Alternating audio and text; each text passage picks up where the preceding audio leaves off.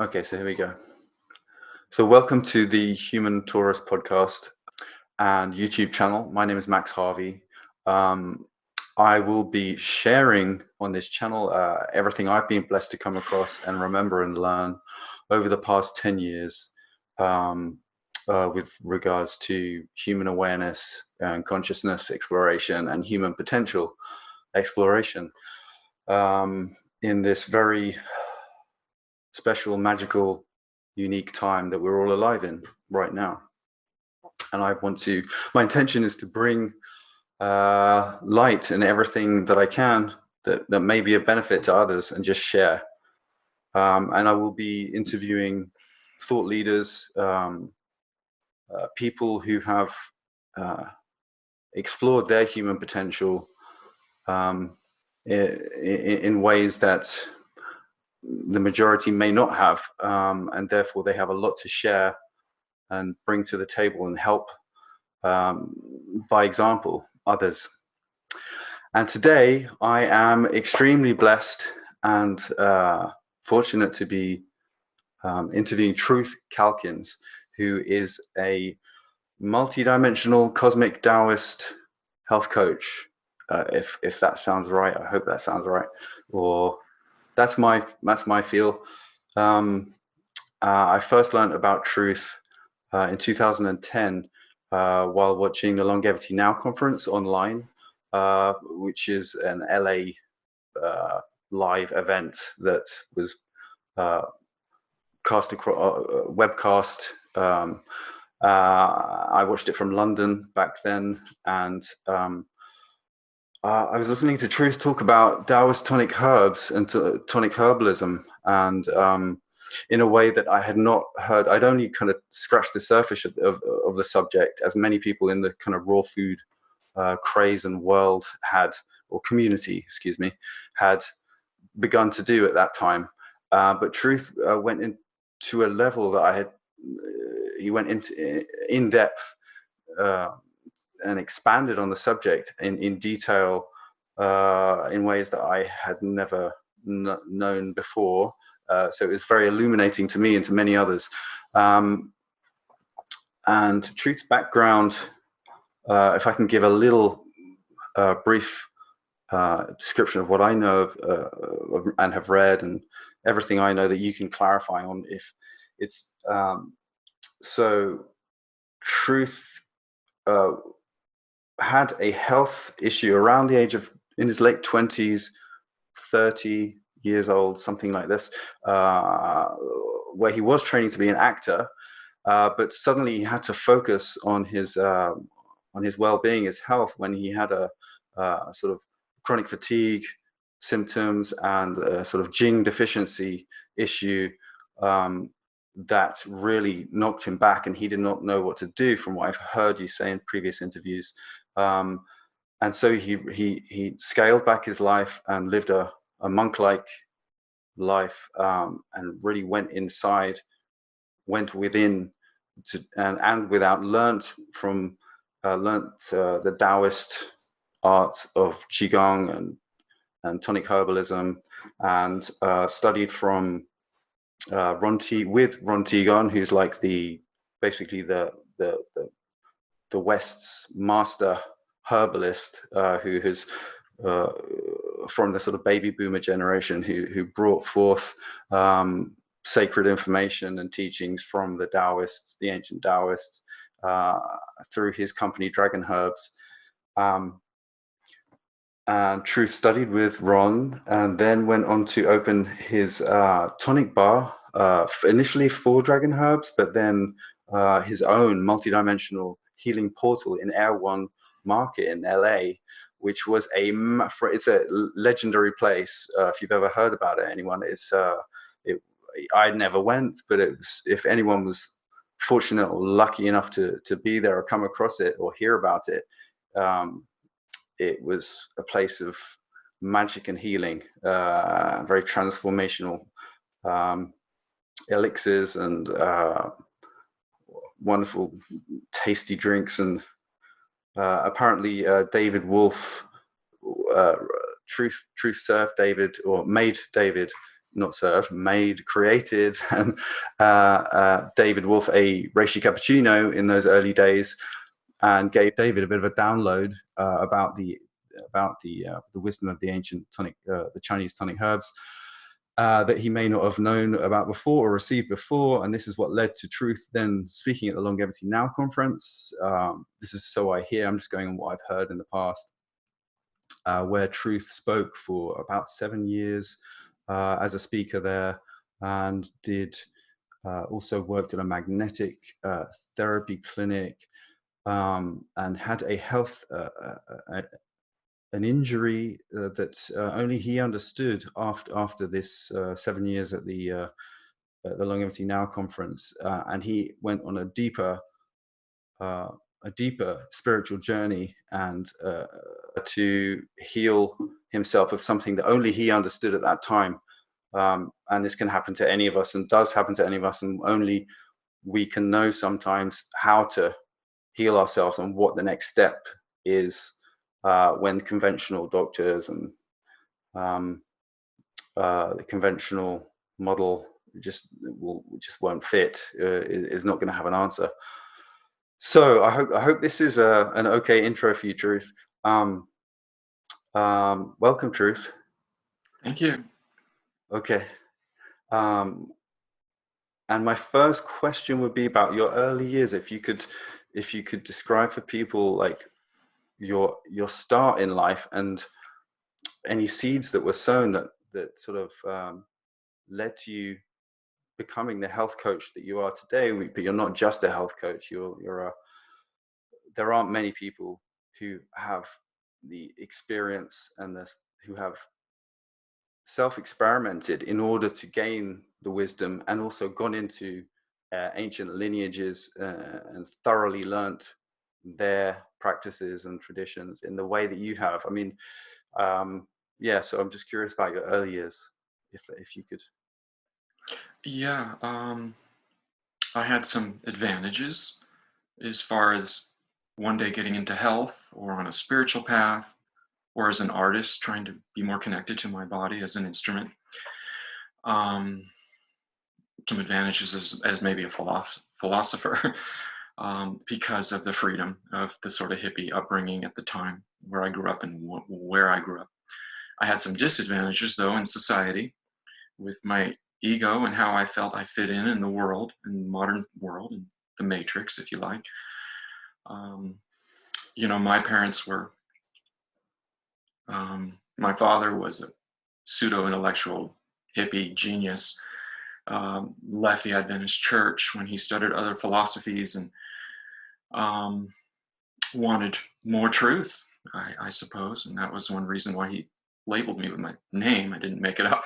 I wouldn't have made it up if I was a kid, because I kind of wanted to try to fit in when I was young, because I knew my upbringing was different. Once I went to public school, I realized that, comparing myself to other kids. My mom embraced it too. Got on the Adele Davis diet, the whole back to the earth movement, move out of LA, go to Northern California, grow a garden, live off the land, sew your own clothes, live in nature, slow down, and get into health. And my real father and mother were very different age categories a bit too, and they didn't stay together that long. My stepfather, that came along when I was 4 years old, after a few years living with my mom alone with the goats and the garden and the fruit orchard and just the natural hippie lifestyle. Very beautiful, very free, very utopian, but no training for the modern world at all. Stepfather came along. He was an athlete and very intensely into alternative health and researching cutting edge stuff for that time. And my mother and him shared that in common. And so I had some great advantages with that upbringing, but I felt really shy, really insecure when I started to realize that there's a whole big world out there that's based on society and sophistication and education and building a personality, a persona. You know, how other children tease you when you're a kid. How do you react to that? Do you tease back? Or does it hurt your soul on a deeper level because you've never been teased before and you don't know what that energy is? You know? And so I was in special classes with disabled children because I had such poor social skills growing up before I went to school a little bit late, never played with another kid, never had a toy. We never went out to restaurants or movies or malls or did things in the world. We kind of isolated ourselves. But the advantage was the freedom, playing up the deer trails in our backyard up in the Los Padres National Forest, contemplating God, climbing trees, being in the moment, observing nature, developing a fantasy world using your imagination, getting to play, because I had no toys. That's how you occupy yourself when you're a kid and you don't have any other siblings or that many friends to know or play with. So you entertain yourself and you use your imagination. And it's some of the ancient mystery schools, you know, it's that are being taught advanced methods of consciousness and meditation to move towards enlightenment. It's oftentimes I've heard or read that it's the really old ladies or it's the really young, pure children. The old people that have already done everything in the modern world with the ego. They've had families and children and jobs and made money and gone out there and conquered all their egoic dreams. And they're still here and alive and conscious. And that stuff has kind of lost its appeal. And they're like, what next? They tend to get on a spiritual path. And those people tend to accelerate sometimes very fast compared to the average person. And it's sometimes also the little kids that are so pure and innocent and have no brainwashing, conditioning, or matrix programming from society yet, and haven't watched TV yet or played with iPhones or been on the internet or gone to school with other kids and learned how to pretend like adults and develop an ego and fight and develop a pecking order. And all that's preparation just to go out in the world and be successful in our societies. There's nothing wrong with that. But it's oftentimes the kids and the old ones that get good at this stuff and at their spiritual growth faster. And I had a lot of freedom as a kid, so that was a beautiful thing. And we had a 1/3 acre, 1/4 acre, 2-season fruit vegetable garden. I mean, it was probably cleaner than the house as far as doing chores, pulling weeds, deep soak, watering the fruit trees, taking care of the chickens. We lived on our own eggs, and we had goats when I was real young, up till the age of 10, I guess. Drank our own fresh goat's milk. That's how my mom met my stepdad. She had excess goat milk. She didn't know what to do with it. She put it in 1-quart mason jars and sold it at a local health food store in the village with a 4x5 card on a bulletin board at the health food store. And my stepdad was really into health, and he used to come and buy the goat's milk regularly, and him and my mom connected, and then he became my stepfather that was a lot like my real dad in many ways, and from age 4 to 12. And he had a military background. He was intense, pushed me hard, but made me disciplined and strong. And that I needed when I got older at times. Mom, just total freedom and acceptance and love, and she had no issues, very young. And then the nature upbringing was great. But, I learned as I got a little older, went to school, that not everybody eats this way. Not everybody puts herbs, makes their salads from herbs on the herb garden. Not everybody chews on comfrey and eats everything from their garden and like we did. And they were at the cutting edge of smoothies and elixirs, or they didn't really have elixirs per se, but smoothies, superfood drinks. When the Champion Juicer first came out, I think they were one of the first to buy it. And I remember how excited they were. And my stepfather was very into horticulture. He was a landscape gardener.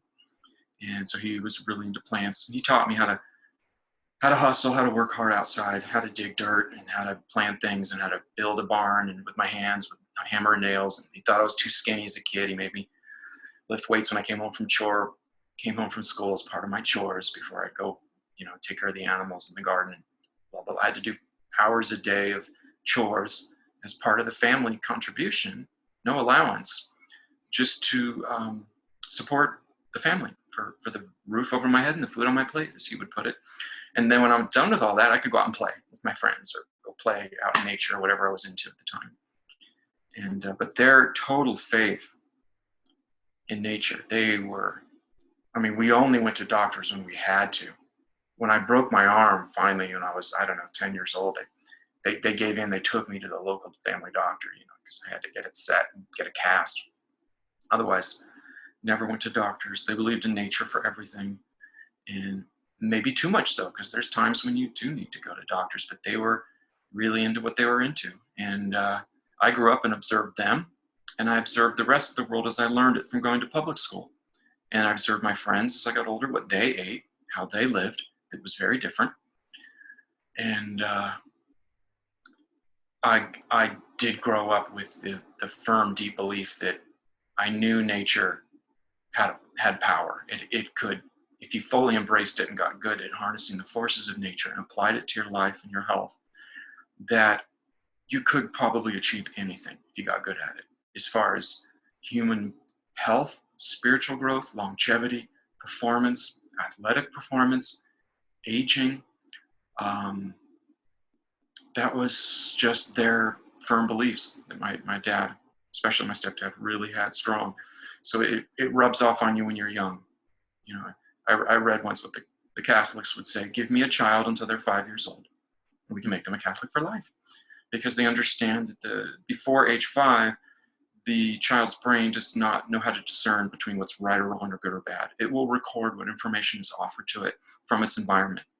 If you say unsupportive things to your children when they're that young, they're going to have deep, firm-rooted beliefs in that as they grow up the rest of their life and try to have to overcome that.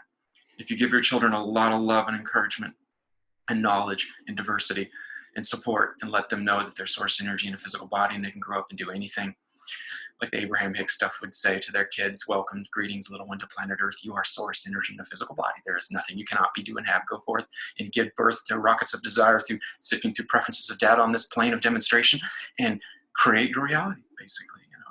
And so I was brainwashed really young, totally health, everything. But, I went to school. I wanted to, by my teens, I kind of didn't want to be a hippie. I even changed my name for a while because I was embarrassed about it.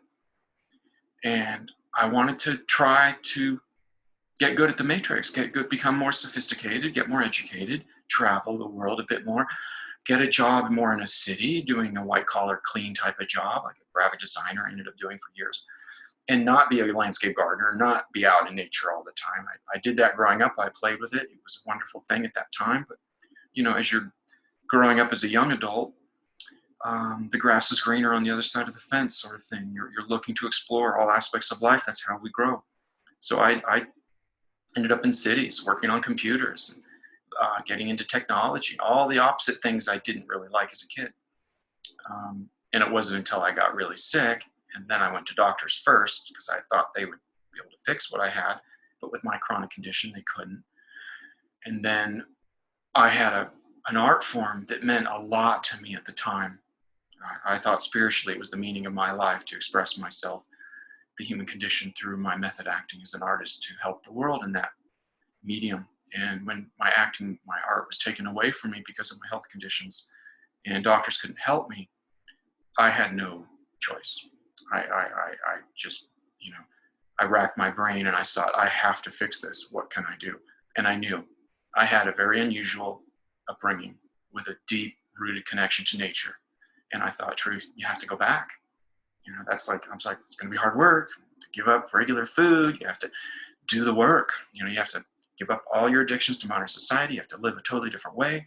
I was still young enough that I was insecure about what other young adults would think of me if I was participating in health stuff constantly, that they would tease me or make fun of me, or I wouldn't fit into society or wouldn't be cool and hip as an actor or an artist. So, but I had no choice. I had to go back to nature. And it took longer to heal than I thought because my complications were complex. And I had a little bit of an overinflated ability of alternative health medicine, again, from my parents, that if you go natural, you can cure anything. And as I got into that path, a year and a half into it, I realized that this is not so easy. My issues are more complex than I thought. You can't cure anything instantly with natural medicine. It's a deep, long process. And I'm like, well, what can I do? I can't go back to the way I was. I won't make it, And so I had to surrender and kind of give up the goals, not knowing when I would heal, if I would heal, would I ever go back to my art, the acting? And that's when the spiritual changes happened for me, because I had to accept it and surrender and just keep spending time in nature, doing my routine, following my health stuff. And then over the next year and a half, I had some of the most beautiful spiritual experiences as an adult. I would have never been allowed the time and freedom to discover that as an adult. I had a little bit of it as a kid because I had the freedom, but as an adult, never. We're way too preoccupied and busy, and the mind's going way too fast, living in society, keeping up with the matrix value system. So I had no choice. I ended up having an inadvertent spiritual experience because of the time and dedication that it took to actually physically do the work and heal myself. The process itself broke me down like a decapitulation, if you like. And what can you what were some of those spiritual experiences as an adult? Were there any, for instance, was reishi? I remember you mentioning in the past that reishi had a almost immediate effect on your awareness about opening up your sort of awareness to what was possible with the herbs as alone, just on the herbs. Yeah, there were a few key things. The first 9 months that I attempted to do the body ecology diet, I sold everything. I kind of I had some debts I just had to put on hold. I had a wish list of health stuff I've been researching. I purchased what I could. I moved into a basement up in the Hollywood Hills near the park where I could be close to nature and live super cheap. And I thought, okay, I'm going to devote myself now. Because before this, I was making half-hearted attempts to heal myself, looking for quick fixes, which most people do in my latter 20s up till 30. Looking for just mega juicing and keep up living in the world normal and working hard and stressing and doing everything else I'm doing to achieve success in the world. Mega vitamin therapy, this quick fix, that quick fix. And I had some benefits, but it wasn't enough. In the end, I realized that there is not going to be a quick fix for me. That means if I'm going to heal myself naturally, and that's the only choice I felt I had left, I'm going to have to do it 100% committed. That means I have to move. I can't have roommates. I have to live alone. I have to be close to nature. I can't have a job. It's too much stress. And I have to downsize my bills. I have to sell everything and find a way to live kind of like a health hermit where I could devote a 100% commitment to a routine. And I thought about it very carefully, and I had a strong faith in nature from my upbringing. So I thought, if I do this, and I learn all the best exercises, internal, external, diet, detoxification, herbs, vitamins, supplements, superfoods, meditation, spend time in nature, go to bed with the sun, wake up with the sun. If I do all of these things, I should heal. I should be able to reverse everything that's happened to me, restore a healthy, dynamic, passionate body that was creative and had the physical strength and constitution like I remember in my latter teens, where I felt like I could do anything. And that was a great way to feel in a body, to be alive. And so I thought if I do make that commitment, it should work. How long would it take? I don't know. 6 months, a year. I didn't think it would take that long. It took a lot longer than I thought. But it did work, and in the end, it worked further than my expectations. But I had to go through a process which revealed more information over time that I went deeper and deeper with. But as far as the big spiritual highlight breakthroughs, 9 months on body ecology diet, no sugar of any form, taking all of these detoxification herbs, following my routine full time. I noticed some improvements, but in other ways, I felt like I'm actually kind of getting worse. And it didn't make any sense. You're eating perfectly, you're taking all of these herbs and supplements, you're making coconut water kefir, live probiotics, coconut kefir cheese, and I discovered some other tools. I'm doing all of these wonderful things full time, like a full-time job. From the moment I wake up to the moment I go to bed, it's one treatment or exercise or meditation or special meal or specialty all day long. And I'm been a bit all or nothing in my life. And I was real excited to make this kind of commitment to my health, do it full time, because I thought it must work. And I was actually feeling worse. I remember laying one day out in the park in nature, resting under a bed of leaves under oak trees, and taking a long nap and rest for a few hours outside in the woods, and then trying to analyze what's going on. Truth, you've been doing everything perfect for 9 months, according to the best diet book that you've ever found for everything you tried that hadn't helped. And it made sense to your history, this particular diet, that it should work. and it's not working. You're actually feeling a bit worse. And then the word kept popping up in my mind, colonic, colonic. And I had read about it in Bernard Jensen's books, Norman Walker's books, Donna Gates' books and information. And I didn't really quite know what a colonic is. I had an idea. It might be water up the backside, a hose, or something to help cleansing, but I didn't really know what it was. And I thought I was so good at my health program that I won't need that colonic thing, whatever it is. And I also didn't have the money for it. I was on a really strict budget with my routine in those days. And I like to do things in an independent fashion.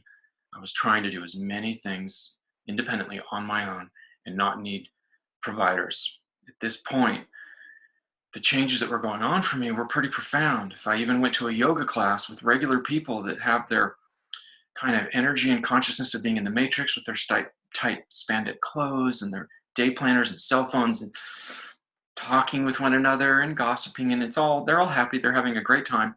For me, I was going through a serious existential experience trying to heal myself. And I felt like I'm in a gym. It's a little bit like a meat market where people are hitting on each other. And I need to learn some yoga because I think it could be a tool that I could add to my program that would help heal me. But I didn't like the vibe. I was going through a serious thing. And so I did a few classes and I quit. And I just read yoga books and tried to learn asanas and go out in the woods by myself in nature, lie down, ground till I feel a little bit better, and then try to get the energy to make myself do yoga myself, and a little Tai Chi, a little Qigong. I learned a mixed bag. But when it came to this colonic thing that was popping in my head, I thought, Truth, you need to accept that you need some help here. And you might need this thing called a colonic because something's not working. And you're doing everything perfect according to the information that you've been following. So I went and got a cheap little newsprint health magazine outside of Erewhon that I knew they had ads for different providers in the back, and I looked for the cheapest ad. It was like $50 back in the year, maybe 2000, for a colonic, an hours down south in a little studio. And I was very nervous, but I booked it, and I went and I sat on my side, and this woman started the colonic, and I was scared. I was nervous. I didn't know what the hose was going to be like. Was it going to hurt or anything? And so I just stayed on my side and I kept breathing and massaging my tummy. And the colon therapist, this little Italian woman with a high-pitched voice, she just started immediately when the colonic started, the first release, after she filled me with some water, she was just going, wow, oh my God, what are you doing? I've never seen this before. Look at what's trying to come out of you. Big, large chunks of fecal matter, plaque, waste, putrefaction, bark, all these loose herbs, by the way, as well, that I was making all these formulas based on herbal fiber blend and their products. And she's like, oh my gosh, your body wants to unload like nothing I've ever seen. None of my other clients have ever like this. And she filled and released for so many minutes to do the 5 or gallon tank on top of the machine that she normally does for a colonic. And she says, I'm just going to fill it up again and keep going because I've never seen anything like this. Your body just wants to release. She kept saying, look, oh my God, look at what's coming out the tube. And I couldn't look. I was nervous and I was sensitive, and I felt lightheaded from the colonic procedure. I could feel toxins were circulating. Something's going on, and I'm getting hydrated in a new way. And I just hoped that this was going to help. So I just had to stay detached, turn to my left side, kept massaging my tummy, and kept doing deep breathing to help me get through this emotionally. And she just kept going, wow, oh my God, look at what's coming out of you. I've never seen so much stuff. Oh my God. She did a second tank. She said, I'm going to fill it up again because your body is exploding. It's trying to release so much. She did like 5 tanks. It was a 3-hour colonic. She's never done a colonic like that before. I've never had a colonic that long before since. And finally she said, okay, it's done. It stopped. Your large intestine is clean now. And she didn't know. For 9 months, I'd been doing the body ecology diet phase 1 hardcore and like pounding down as many herbs as I could, trying to heal myself fast. I was on a mission to get well quick. So I was really committed. And I didn't understand it, but I was detoxing. But the toxins I was stirring up were sitting and expanding and being held within my large intestine. They were not coming out. Although I was having bowel movements a little bit every day, or what I thought was normal. The large intestine is big, it can hold a lot. I was recirculating these toxins. and dead yeast and candida and herbs. And they were going back through my colon into my bloodstream and making me feel actually worse than better. Although I thought, I'm following this diet, I should be feeling better. I didn't understand the internal cleansing process fully. She did that 3-hour colonic, and she said, okay, you're done. And I turned over on my side, and I pushed myself, and I sat up on the table upright. And immediately when I sat upright, I just felt like a line from me to source. I felt my higher self. I felt everything go up. Spiritual experience immediately. And she looked at me, and I didn't say anything. I sat there for a few seconds, and I waited, and then I thought, okay, it's time to stand up, Truth. And I stood up, and then it was even greater. I just felt a line of energy go straight out of my crown chakra right up.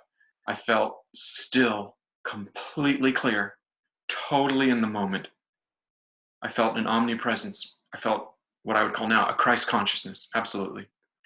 I was so clear, and I turned my head, and I moved my arms a little bit. I was getting to reassociate myself with my body because it was completely different. I had unleashed so many toxins that had been recirculating in my blood for months, so much dead infection. It was gone. And I was clear with clean water hydrating the brain and my blood, my system. And it was my first real big spiritual experience on this health crusade that I was on at the time. And that woman looked at me, and she was standing, I don't know, 8 feet away, a couple meters away, and she could see that I went through a spiritual experience. She could see it and feel it in my eyes and my soul. And she kind of gasped and opened her eyes wider, because she hadn't seen or maybe been around someone who went into that altered state of a higher consciousness. It's so pure, so beautiful. And she felt it. And I left, and I walked outside, and everything felt new. Like, this is a new body, a new vehicle I'm in. And I got in my car, and I reached my left hand over for my seatbelt to put my seatbelt on like I normally do. And when I went to turn to my left, it felt like I could just spiral 360 degrees. Like, there's nothing in me. I'm so pure, clean, and open and empty. I was like, wow. I got in my car, and it had reset my nervous system. So I went into an alpha state, which can happen from, an Atlas prophylax adjustment, a deep tissue 2-hour full body massage can reset sympathetic and parasympathetic nervous system and put you into that sweet spot, that zone where you're in the alpha. It's a beautiful place. Or you come out of a long yoga class and you can feel that way. Or you're fasting, you can feel that way. A really good colonic doesn't have to be a 3-hour one. It could be a 50-minute one. It tends to reset the nervous system a bit. That's why people sleep really good after a good colonic the night after. I had a massive nervous system reset. I had to drive an hour north to go back to my home from Southern California back up to LA. And I couldn't drive my car faster than 35 miles an hour.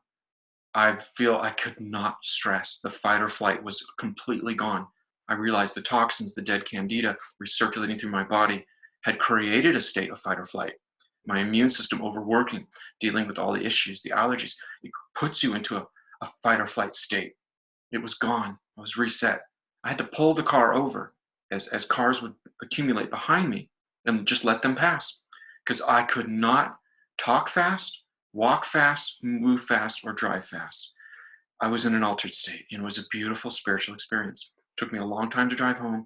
I went to bed. I slept like a baby. I woke up, and my skin looked like a baby, so clean. My colon was so clean. My stomach had shrunk from that release of so many toxins so quickly, just over 3 hours the night before. And I couldn't eat my normal 3 body ecology diet meals that were normally 80-20 acid alkaline food combined. I very carefully would make each day with the sea vegetables and the cultured, my homemade sauerkrauts, coconut kefir yogurt. I realized that I can't eat. I don't want to eat. I'm still in an altered state, totally in alpha. This is a beautiful spiritual experience. I've never felt this way in my whole life as an adult. What do I want to do right now, Truth? The way I feel. I said, I want to go sit in the beautiful part of the park underneath all the trees and just sit and just be in the moment and just look at trees, sit in nature, and continue to experience why I'm feeling this way, how wonderful it feels. I went into the park and I sat all day for 3 days in a row. I did eat maybe a half of a fist size of food, just a tiny bit of food slowly is all I could eat. And then my body said, no more food. I was basically fasting and still in this altered state. And I sat under the trees and I looked at the way the leaves moved with the light reflecting, and everything was super clear to my senses, my nervous system. I could hear everything. I could smell things. I was totally in the moment. It was very beautiful. And I felt like I had left the world. Although I heard people in the park around me, kids and parents and children, and people walking their dogs, and some cars drive by from time, I was not of that world. It felt like I was detached. I was in an altered, beautiful space. It lasted for 3 days. I go home and sleep on my back, totally still, no dreams, just a clear mind. Get up, I did it again 3 days in a row. I was in nature. And then finally, my nervous system adjusted back more to sort of a midway point of being more normal. And my brain waves pattern sped up. And then I was out of this totally altered alpha state.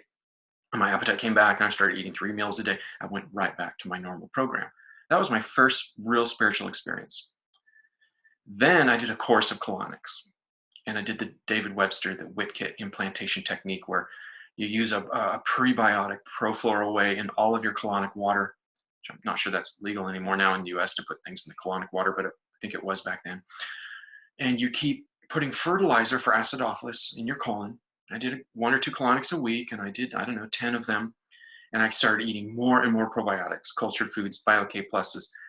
And I noticed that the probiotics were making me happy in the moment, pure, very beautiful, that I call them love bugs or God bacteria in my book, because they have a consciousness. When you lower the bad bugs, the infections, and you increase the good bugs in the body, there is a spiritual experience that can happen. But you got to get really clean. You have to put a lot of live probiotics in your body. And you got to really get the consciousness of the opportunistic infections like candida and parasites and viruses. You have to get them out of the body. Not 100%, but you got to lower them a lot. Then you feel this consciousness shift. And after the last colonic, the 10th colonic with the Pro4 whey in the water, I did the directions. The Chiodophilus opened up all the probiotics and did a rectal implant before bed that night. And I plan to not do any more colonics. I'm done. And I wanted to repopulate my colon with a lot of probiotics rectally, so it doesn't have to combat stomach acid going orally. And then I slept that night, again, really, really good and really still. And I woke up very happy, really pure, really joyful, blissful in the moment like a kid. And again, I noticed my skin very beautiful like a kid, ageless. And then I went for once a week. I went for a hike, a longer hike. I drove further out into the San Gabriel Mountains, where I'd go sometimes for a treat to get a little more of a dose of nature. And that hike in nature, my second spiritual experience when I started this health crusade, I was light. I would bounce when I would walk, like I'm floating. I felt like I am a walking probiotic human. I got what Donna Gates once wrote in one of her books. She said the average human being is toxic, and they're high in opportunistic organisms, and they're low in probiotics. And they don't understand that their energy out in the world is expressing itself and manifesting itself like what the inner ecosystem, which people call now the microbiota. They are expressing themselves in the world, how they live, like the microbiome imbalance that's within, as within, without, microcosm, macrocosm.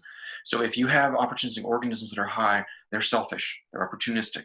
They're trying to gain hold, multiply, take hold, and overthrow the host. They want you to eat more sugar. They want to get stronger. They like it when you get greedy, selfish, ego-based, when you lie or you're mean to people or you're trying to get ahead. That's their consciousness.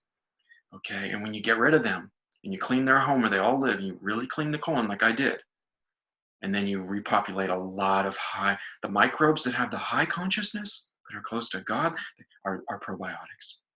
And when after did my last colonic and rectal implant with a high dose of probiotics, and I went on a long nature hike as a treat to reward myself after all my hard work, that hike was in my second spiritual experience.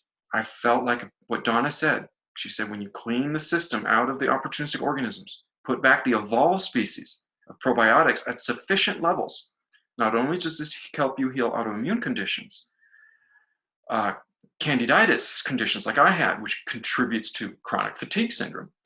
Not only can this heal that, but it will change. You will become like a walking probiotic human, not a walking parasitic person. A parasitic person in the modern world takes its resources from the world with no regard where it comes from. It doesn't care about polluting the planet. It doesn't care about being nice to people as much. It's more selfish. It's trying to take. It feels there's a lack. Mm. Okay. When you reverse that, you clean the system, get rid of all the opportunistic organisms and their consciousness, which affects you.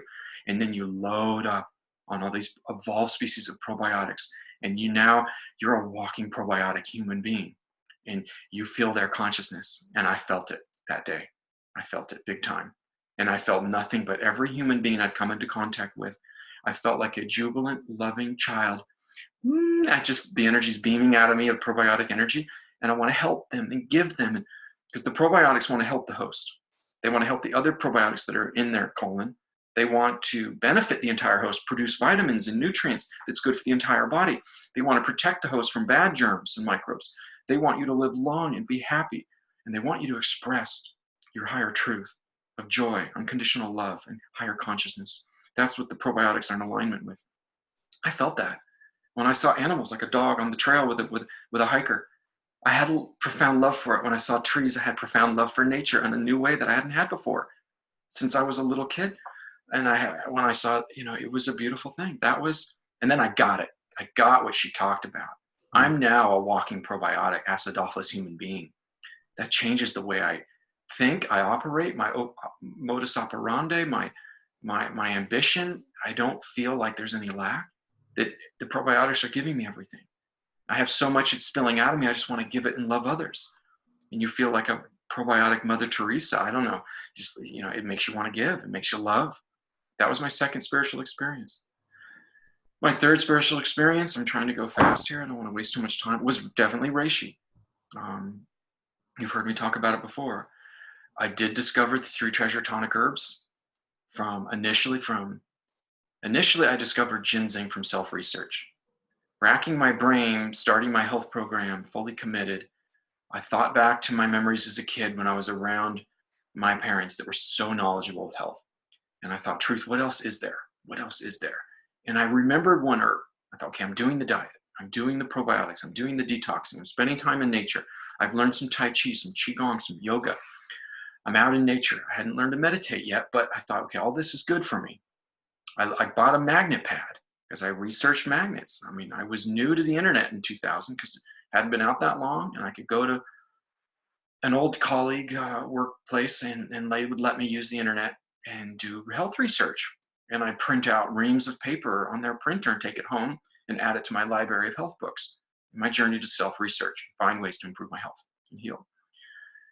I remembered as a kid hanging out in those old Okie health food stores, listening to other adults.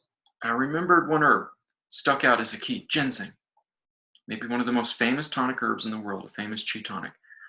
And it came back to my mind at that time when I started my program. And I thought, well, ginseng, Truth, ginseng. You've heard of ginseng your whole life. People know it. You've seen it in health food stores everywhere. Maybe there's something about this herb. I started researching ginseng on the internet in the early days of the internet. And everything I read, that it wasn't just to fix one isolated thing. It was a whole tonic to support your entire well-being. I thought, this is good. This is something I should probably add.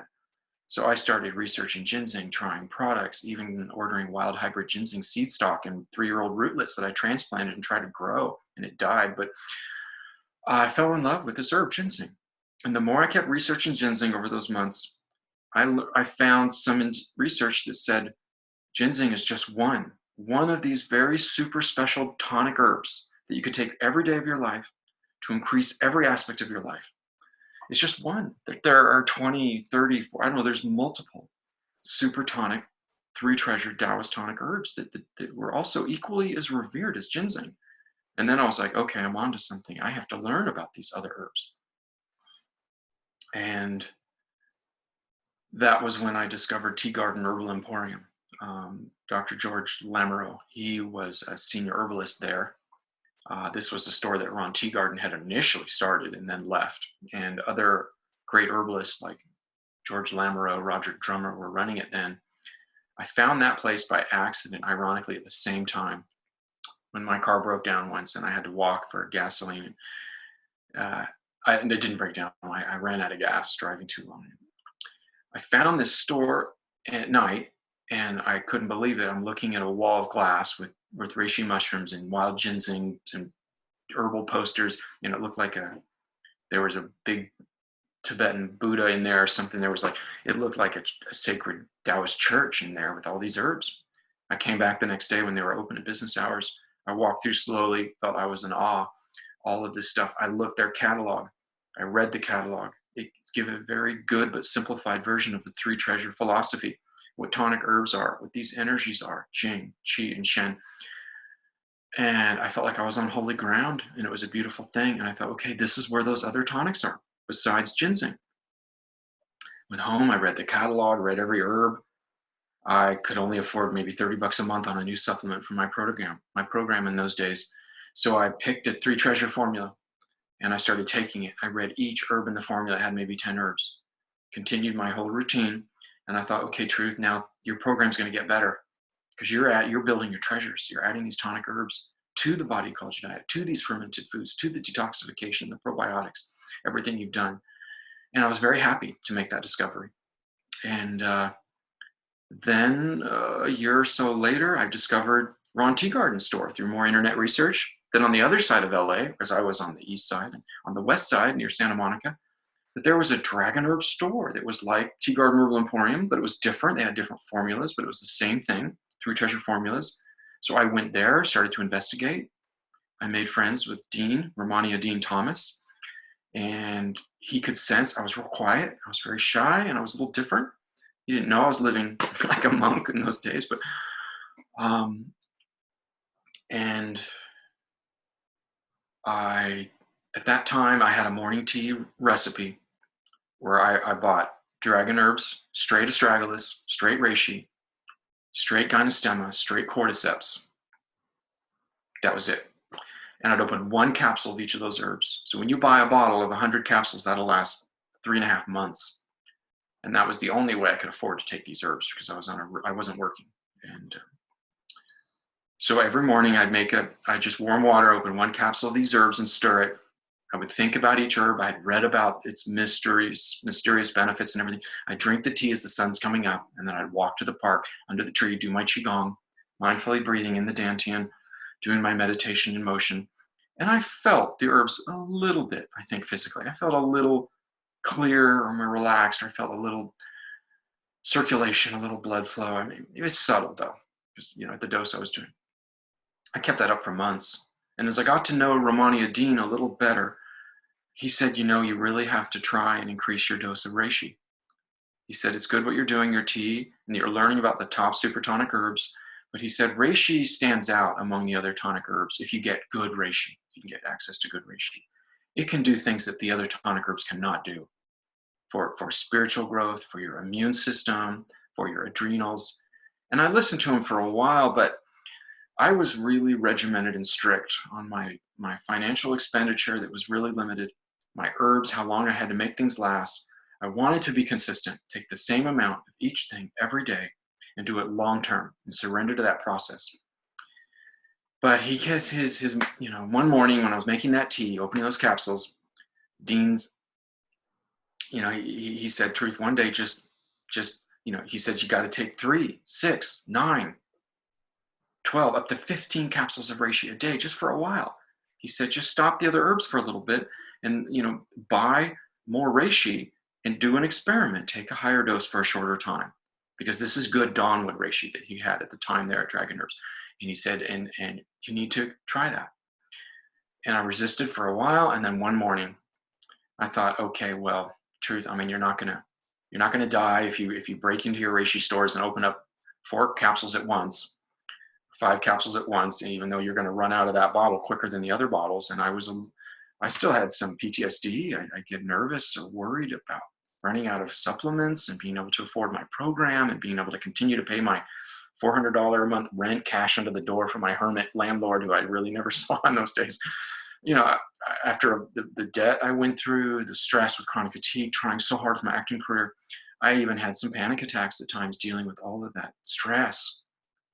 So I was worried about taking more reishi and running out. But I thought, well, Dean's kept his words kept coming up. So I thought, okay, I'll do it.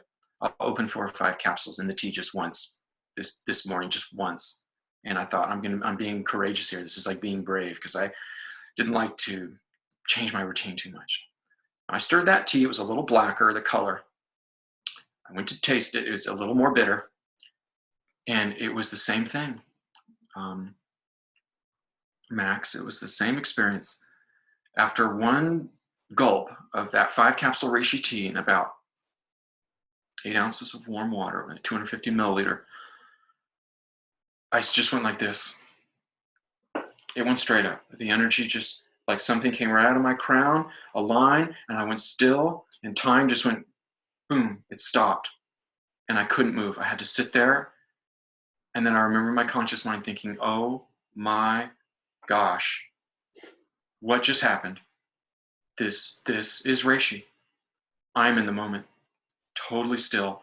I feel what the Taoists talked about in the Tao Te Ching, oneness with the Tao.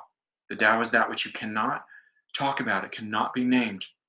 It is an experience of consciousness or isness. The infinite isness of the now is an experience that once you're in, it's an emptiness, but it's a fullness of oneness, of a state. It's inner and outer. And your personality ego is almost gone. That you're not really a human, or my name, truth, with a personality. This is who I am, blah, blah, blah. It's all gone.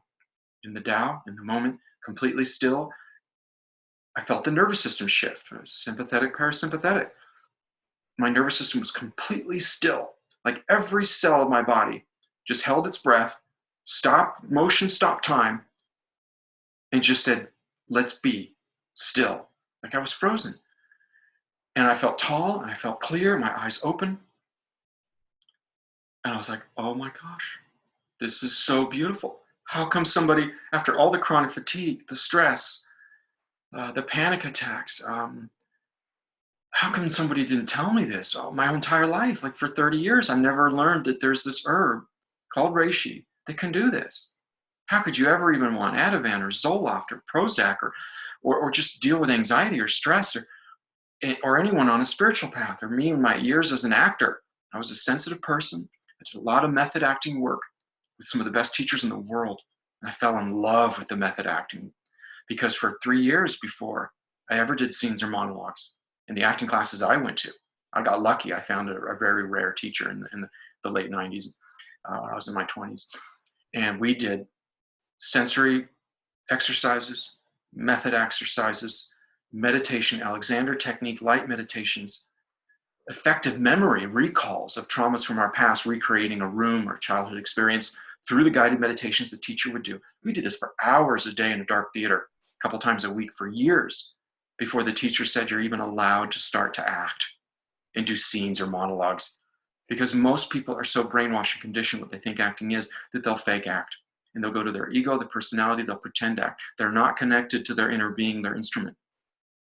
So the Stanislavskis, the 40s, the method acting group, the Stanislavski, Lee Strasberg, the Actor Studio, Warren Robinson's, Uda Hagen, Stella Adler, the movement towards true, honest, real acting in the 50s in New York, these method acting meditation techniques were brought in because the teachers, when they tried to go from external, more not fake, but external characterized theater acting from England, Shakespearean acting, they tried to go from that to saying, we want to change acting, the style in the 50s.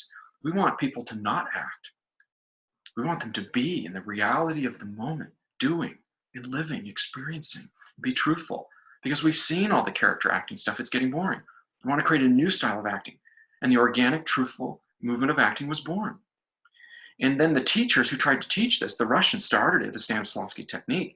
They said, you know what? These acting students, they're not doing very good with this technique. And they're like, and they analyzed their students and they thought, well, why? And they thought, well, because they all have issues. They have childish issues, they have insecurities, they have baggage.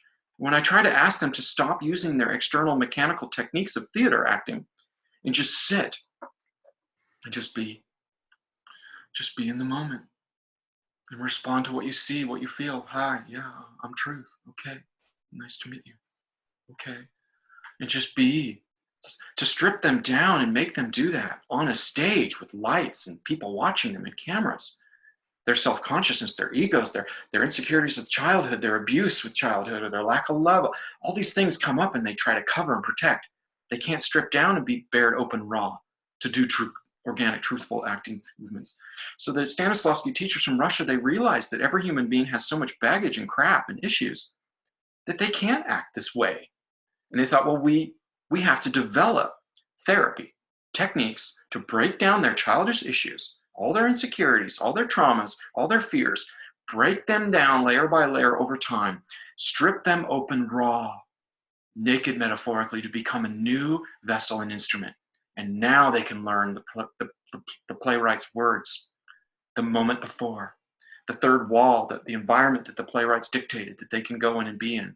And they can call up real emotions and feel real emotions and actually cry genuinely when they maybe substitute an actor's eye color for their mother's eyes, and what feelings comes up, I don't know. Personalizations, substitutions, but it all has to be real, organic, real emotions, real feelings, not fake, not exterior, no more pretending. That's what the organic method movement was about.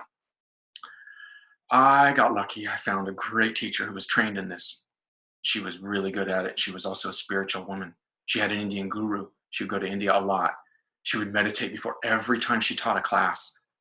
And I didn't know that I had a spiritual side. I'm only 25 years old, 24 years old in LA, trying to be an actor. I didn't know that I had a spiritual inclinations at this point, really. I hadn't thought about it, but I did, partially because of my upbringing, and partially because of my soul, my spirit, maybe who I am. So studying with Julie Garfield, the first time I had to do an exercise, a method acting exercise in front of the audience, I thought, I'm 24 years old, I've traveled around the world, I'm highly educated, reasonably educated. I have work experience, I've studied a lot of things, I'm good at what I do. I thought, and I learned to get over my social hippie boy insecurity stuff. I know how to talk to girls, I know how to have confident meetings when I go to business appointments or job interviews. I know how the world works. I have a great job, and I'm living the life in my early 20s, making good money as a graphic designer. I've arrived. I've succeeded in the matrix. I'm successful in the modern world. I thought all of that was true, and it wasn't true. I'd learned to cover a lot of my insecurities, my issues, my traumas, my fears, my sensitivities, my insecurities about my hippie upbringing, about my name, or blah, blah, blah. I had learned external fake mechanisms to cover that. But I didn't know that. Not until my teacher, my first exercise, I was made to stand up in front of the audience and try to do an exercise. And as soon as I tried to stand up in the audience and start the exercise, I choked. I felt this energy just suffocate my heart, and I couldn't speak, and air wouldn't come out my esophagus, and I started to tremble.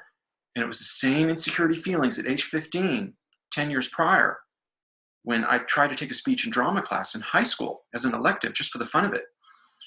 Because I did in my fantasy world as a kid growing up as a hippie out there playing with animals out in nature. I had a great fantasy world, and felt like I could do anything in my imaginary world playing alone. But it was when I go out of nature, go into the world at school around people observing you, that's when I get real shy, real scared, and real constricted. So I tried to do a speech in a speech and drama class at age 15 in high school. The same exact thing happened. My heart cinched up. I had no idea I was going to be nervous. I went to stand at the podium in front of the class, and before I tried to talk, nothing would come out. My heart cinched. I felt all of my hippie boy, weird, shy insecurity stuff that really was tough to deal with when I was really young in elementary school and being teased by other kids. All that came up like a wall, and it just shut me down. I walked off the stage. I was so embarrassed. And I thought, Truth, who are you kidding? You could never be an actor. You could never be a public speaker. You could never, that's just the way you are. You'll do other things. Okay, that's fine. But then 10 years later, I had a boost of confidence with the success of my graphic design career living in LA. I thought, what else do you want to do? You're freelancing, you're doing well, you have some spare time. And I thought, well, I always had that little fantasy as a kid.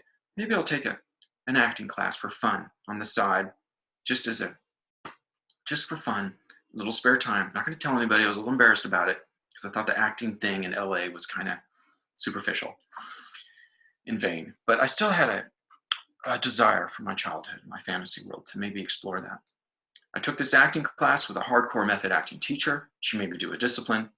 My same issues came right up and I froze and I was terrified, but my teacher didn't let me off so easy. That's part of their job. It's tough. It's tough work, tough love. She analyzed it. She called me on the spot. This woman's very open and fearless, and she can read into people and see things. And she just saw my sensitivities, my shyness, my issues. She saw me trying to cover it. I was 24 years old. There's girls in the audience. I don't know. I was shy and secure. Other people thinking about me. I didn't want them to know my personal business. I really fought with the teacher. And she fought with me and tried to break down my issues, my guard. And I got off the stage and I was mad at my teacher.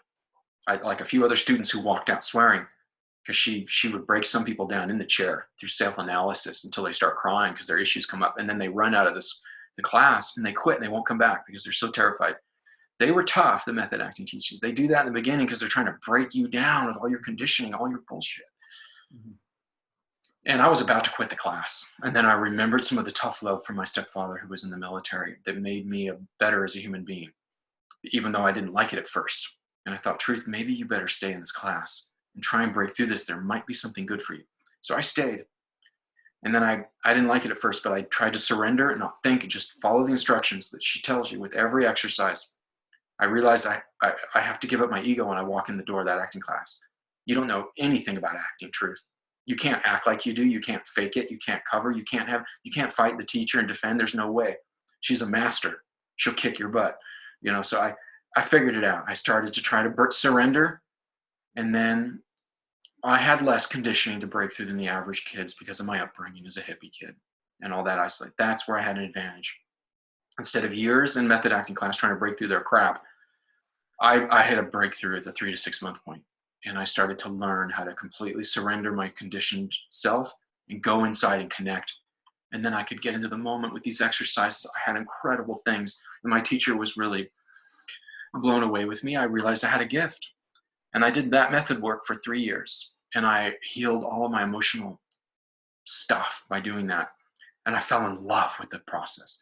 And I thought, my gosh, if I could make a living being an actor, doing this and using my imagination and my body as an instrument, being so open, I thought, this is what I want to do. This is more of a real art form than graphic design, which is just commercial art. It's all the same. So I went really deep in my acting and tried to make it work as a living, which is not easy. And I burned out my adrenals. And I took antibiotics on and off for 7 years, and that made me sick. So I'm sorry, Max, I forgot my segue why I was telling you all this. No, it's cool. Oh no, was it the reishi? This, we were talking about the spiritual experience. Yeah, the reishi.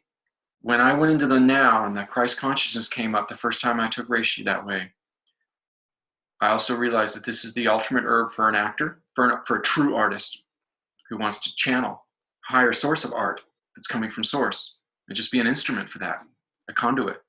I realized the reishi puts you there, immediately makes you a conduit, because it lowers your ego, yourself. It puts you into a higher vibration. There's a consciousness scale. I knew a dowser who was one of the best in the world. He was world famous in the early years of my working at Erewhon. And he was famous and people paid him a lot of money, I think, to do his work.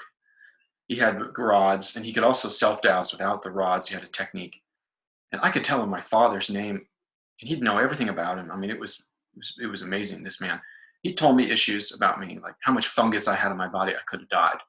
Like I didn't know it was that bad with candida, but he said it was. He told me the consciousness level on a scale from 0 to 1,000.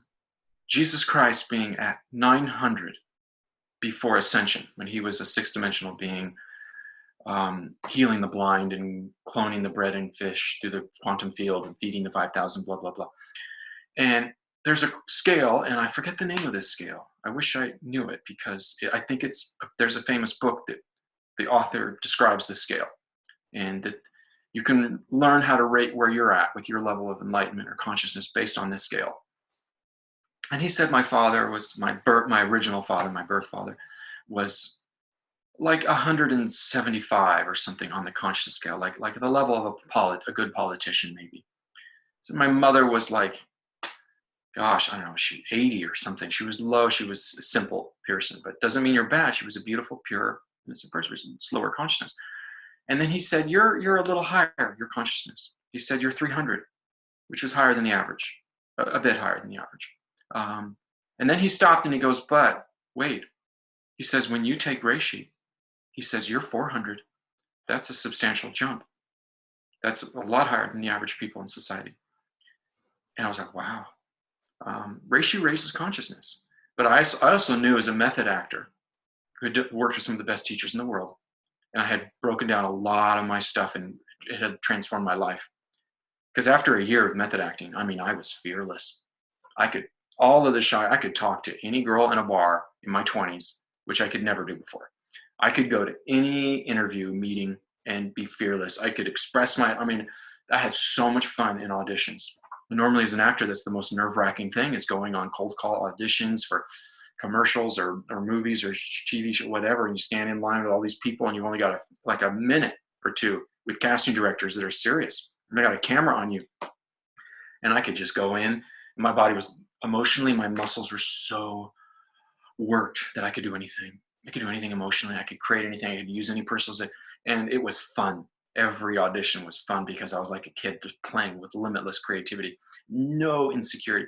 If a public speaker, anyone who's shy that wants to, if you learn, find a really good method acting teacher who does exercise-based method work for a long period of time before they go to scenes and monologues. Most young actors, they're result-oriented. They just want to go to the scenes and monologues. They want to be good actor. They want to go out and build their career now.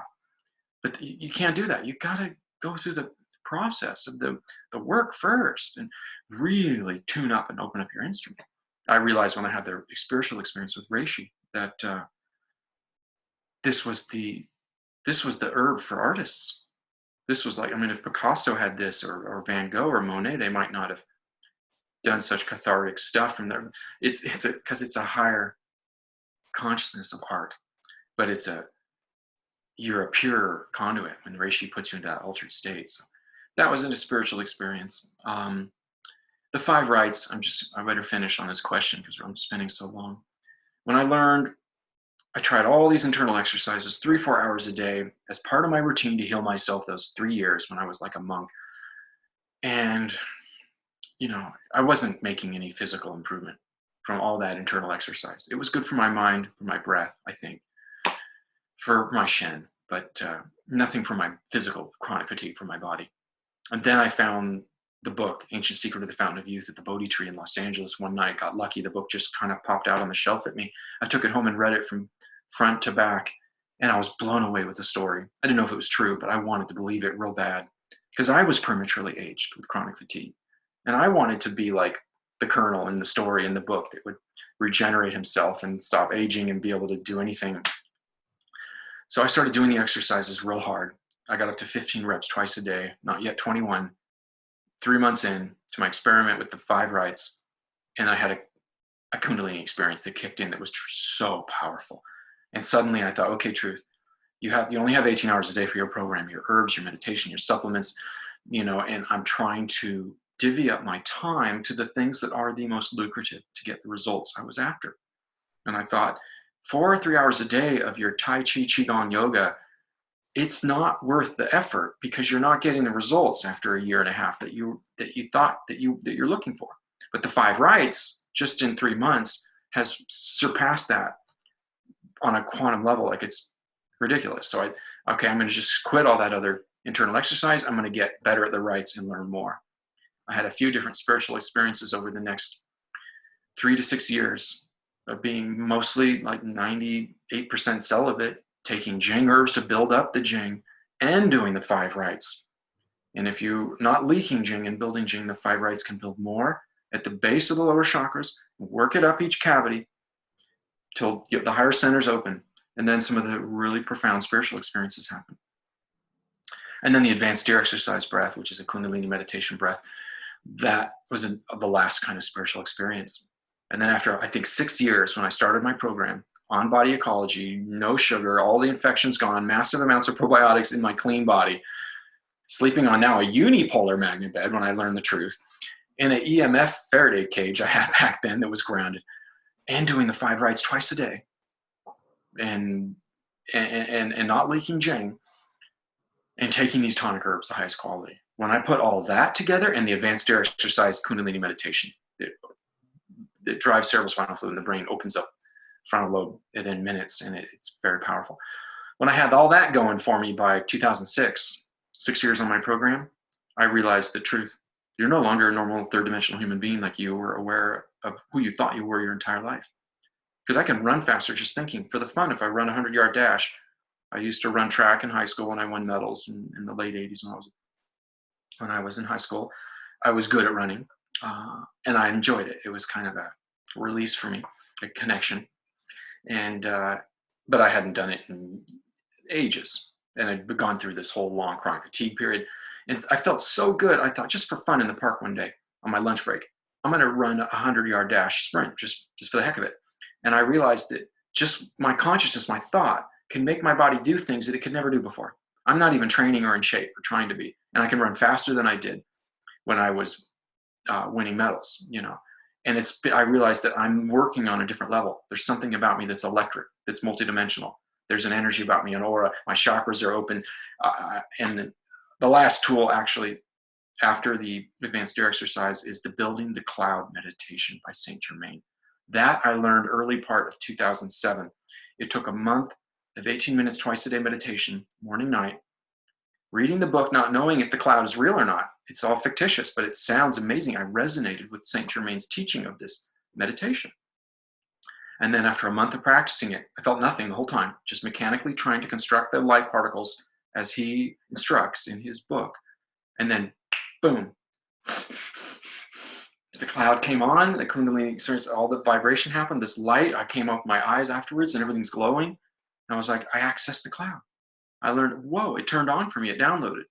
And ever since then, I never had to sit and do long meditations. I could pull up the cloud and build that light in just a few minutes, in a minute or two, 5 minutes, once or twice a day. And now that was another keeper tool in my program, what I call a power tool.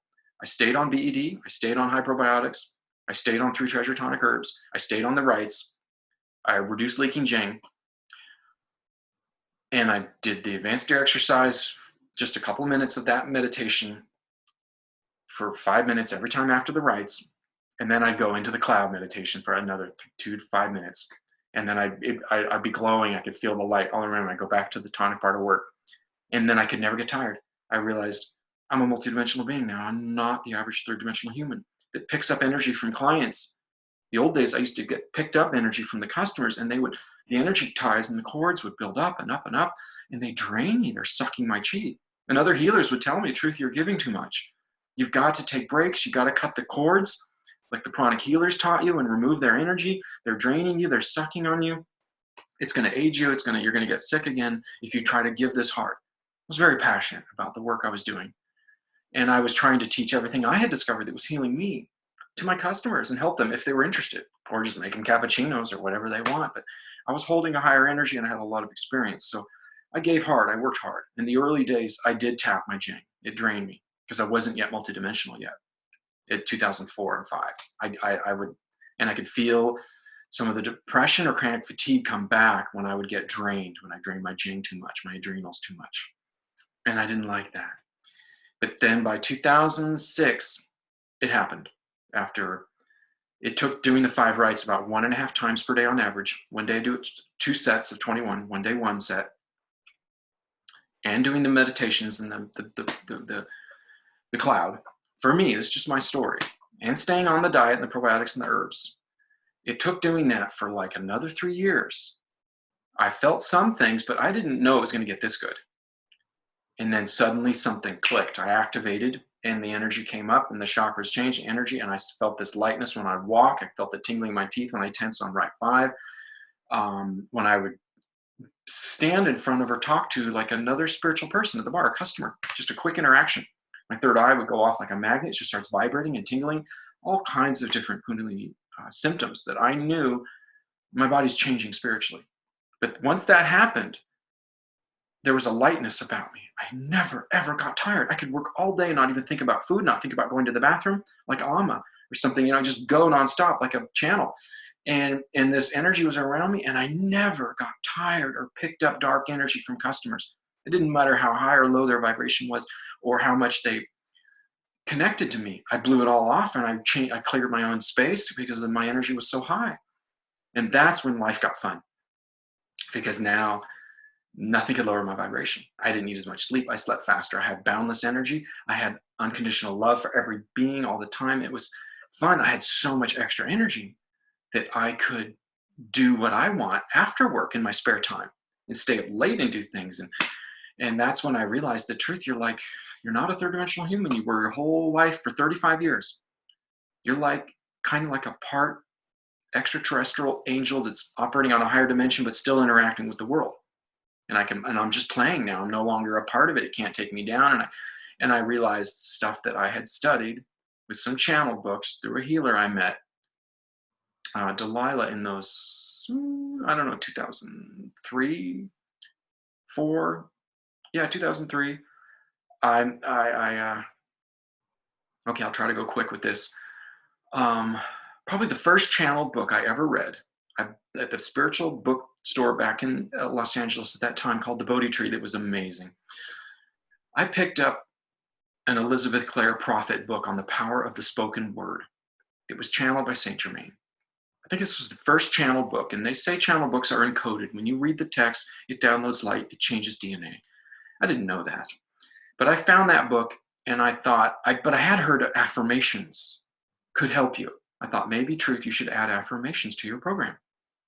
And I was early days working for Ron Teeguarden at Erewhon at Dragon Herbs, and I would get drained sometimes because it was an intense job, that job. All day long, I could a demo booth making tonics and helping people, asking questions, trying to listen to their problems, and they look at you as an authority, and it's exhausting. I went home to Northern California on a vacation for a week or two. I bought that little pocket book of The Power of the Spoken Word. I read it, and I started doing some affirmations that were in the book, that were from Saint Germain, saying them for hours a day, lying in the fields above my mom's house, up in nature, for 2 weeks straight, hours a day, saying these affirmations, thinking, I believe the book, I liked the book, and I thought, maybe it's true. I don't know until I try it. I have to experiment like I have with everything else in my program. So I did affirmations for 2 weeks straight, and then I came back to Los Angeles to go to work at the Tonic Bar, and I was in the middle of my shift that day, and this amazing Black woman walked to the center of the store, and she stopped, and she turned, and she looked at me, and she looked up, and then she looked back at me, and she cocked her eye, and she said, wow. She goes, your mighty I am presence. She said, you're really calling down your mighty I am presence. That's what she said. And I was like, how can this woman see that? I'm in the store, I'm looking at you. How does she know? I've been reading affirmations for 2 weeks straight, hours a day. I just got this book. But she could see energy, and she was partly psychic, and her guides would talk to her. And she did healing energy with tachyon and sacred geometry and crystals and flower essences. And she sometimes would channel. A spirit guide would come through her and work on her patient. And she did this down the street on Beverly upstairs at a yoga studio, and full time. And she was really cool. She was really good at it. I learned a lot from her. She walked up to me and said, wow, you're really calling. And I was like, I've been reading affirmations. How did you know?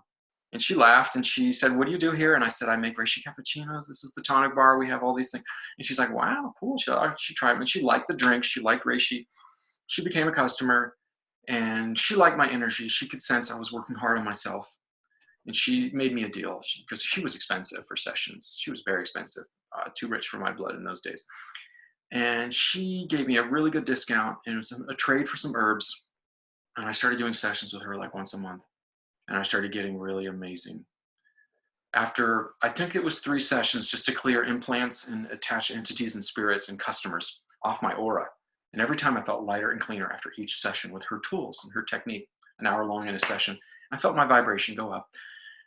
The 4th session, I think it was, that she stopped in the chair and sat down behind me, and something came into her body. She changed. Her voice changed, her energy changed. My chest heaved up on the table, and I felt an ecstatic vibration of light and love in the room. And I realized that I'm having visitors coming through her. And then they started to talk to me. We are now downloading from the galactic cosmic core at the center of God.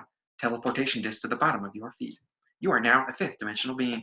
All these things, a telepathy pod in my brain, a chair on their spaceship. I wasn't high enough in vibration to board physically, but they said I could in my spirit. And I didn't know what to think of all this per se, but I knew that when I left, I wasn't the same. I felt different, and I couldn't be around people for a while. I had to go sit in nature and integrate and let whatever happened to me from this healing session just sink in, and for me to get used to my body now being different.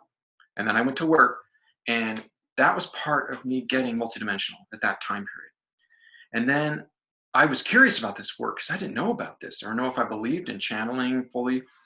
And so she turned me on to a list of really important books that became the heart of my spiritual book list that changed my life. And I read these books, and some of the stuff I was so different from my education of what I thought the world is, and incarnation and ascension and spirit. I didn't know if I could believe this stuff. It was, some of it was shocking my system, like it's more than I can take.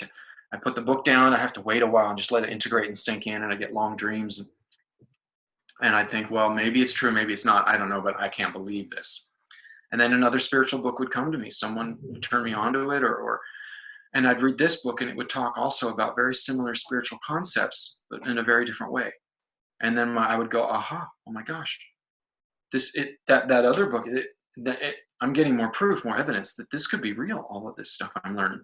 And then another book and another book over time. And all these things came in, and each book I'd read, I started to feel a deeper sense of knowingness that I can't have physical proof to exactly show physically in the third dimension that everything that these spiritual books are saying is true. But I'm starting to feel it and believe it more and more and know it. The more my vibration went up, the more of these downloaded books I read, the more I followed my whole program. The body ecology diet, the probiotics, the herbs, the time in nature, the meditations, the 5 rites, they were all preparing and changing my energy bodies to accept this work and to get into a higher vibration. And once I got to a certain level, I realized I can't go back. And I realized, I knew intuitively my immune system's different. I can't get sick. I will not age the same. I will live longer. I can help Earth more. I can help people here in this state and not fall prey to some of the lack that I had experienced in my past, where I get tired, low vibration, I get depressed, I get sad, I can't have enough energy to fully express myself and do all the things I want to do in my life. No. And I realized I started getting more of a photographic memory. And I started realizing eventually, when other people that were more involved spiritually than I was at the time, that became customers, were attracted to the tonic bar, watching what I'm doing, come in, get a drink sometimes.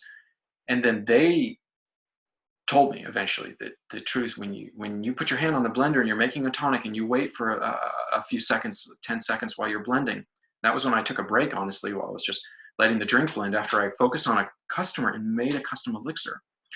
They said, when you put your hand on that blender, there's an electricity that's coming down through the roof of this store, and it goes right to my chakra, and crown chakra, and it vibrates, and then it goes up every time you take your hand away.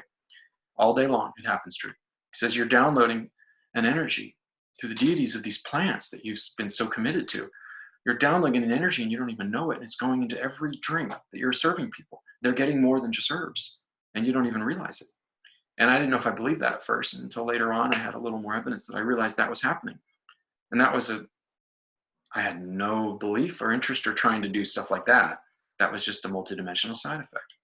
And then photographic memory, to some degree, of books and things I studied, read, that I could call on it very quickly in a very intuitive way and download it to customers as I talk, because I became kind of a speed healer. I'm working in a tonic bar, an elixir bar, in a big supermarket in Los Angeles. People have a short attention span. I want to help them. I want to share some of this higher stuff that I've learned and put it into them to make them more successful in their life and let them feel it. I have to work quickly. I have to, because if you can't change their energy in a short amount of time, they're gone.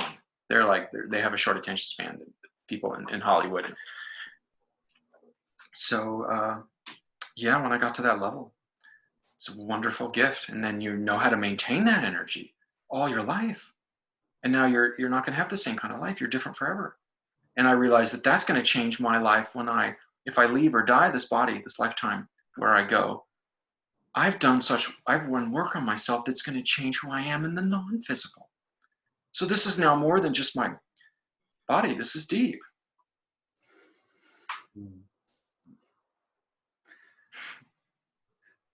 Yeah,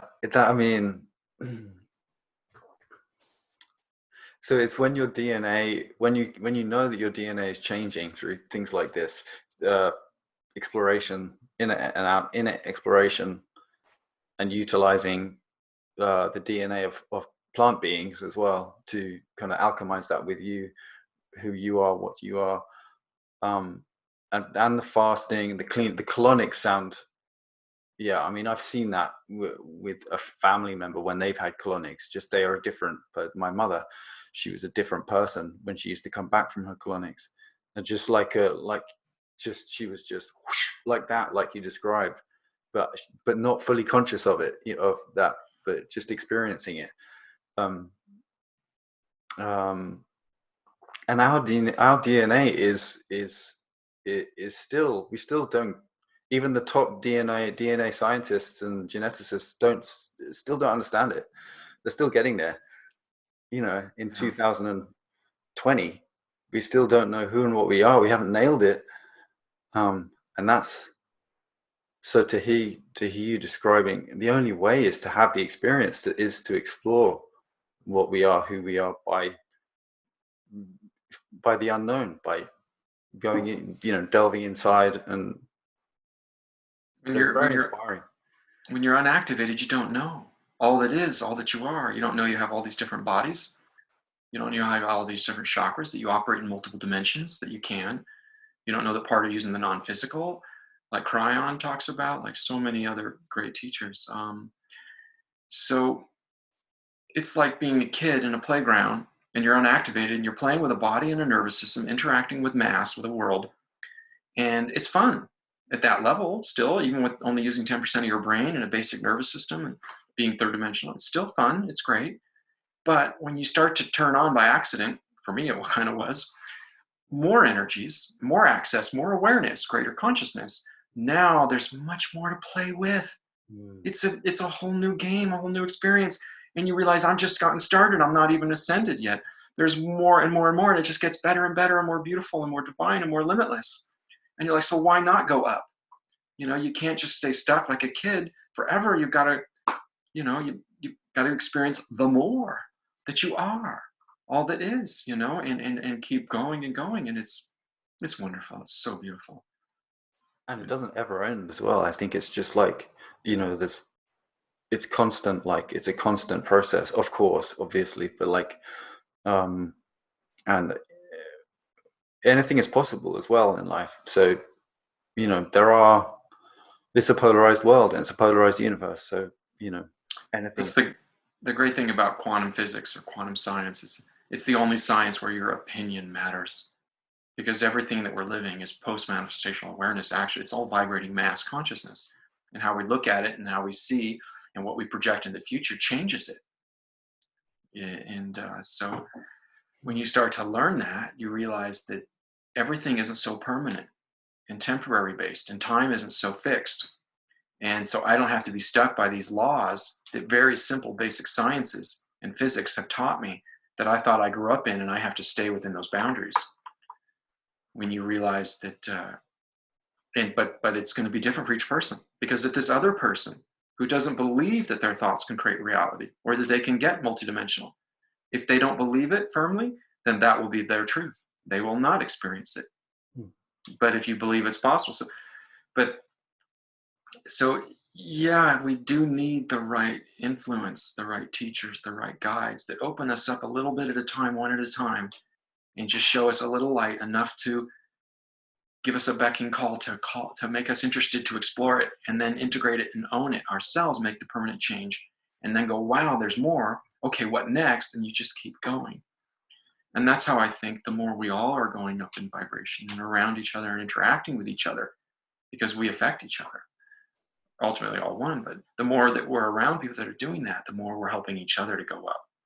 And it's a self-ascension process on a mass level. But yes, we're all in it together. We're all in the same boat. We've all chosen to incarnate here and now in this amazing time in our evolutionary history as a species. And because it wouldn't have, when I look back telling you my story, these accidents, these wonderful accidents that happened to me, I had no idea these things were going to happen to me beforehand.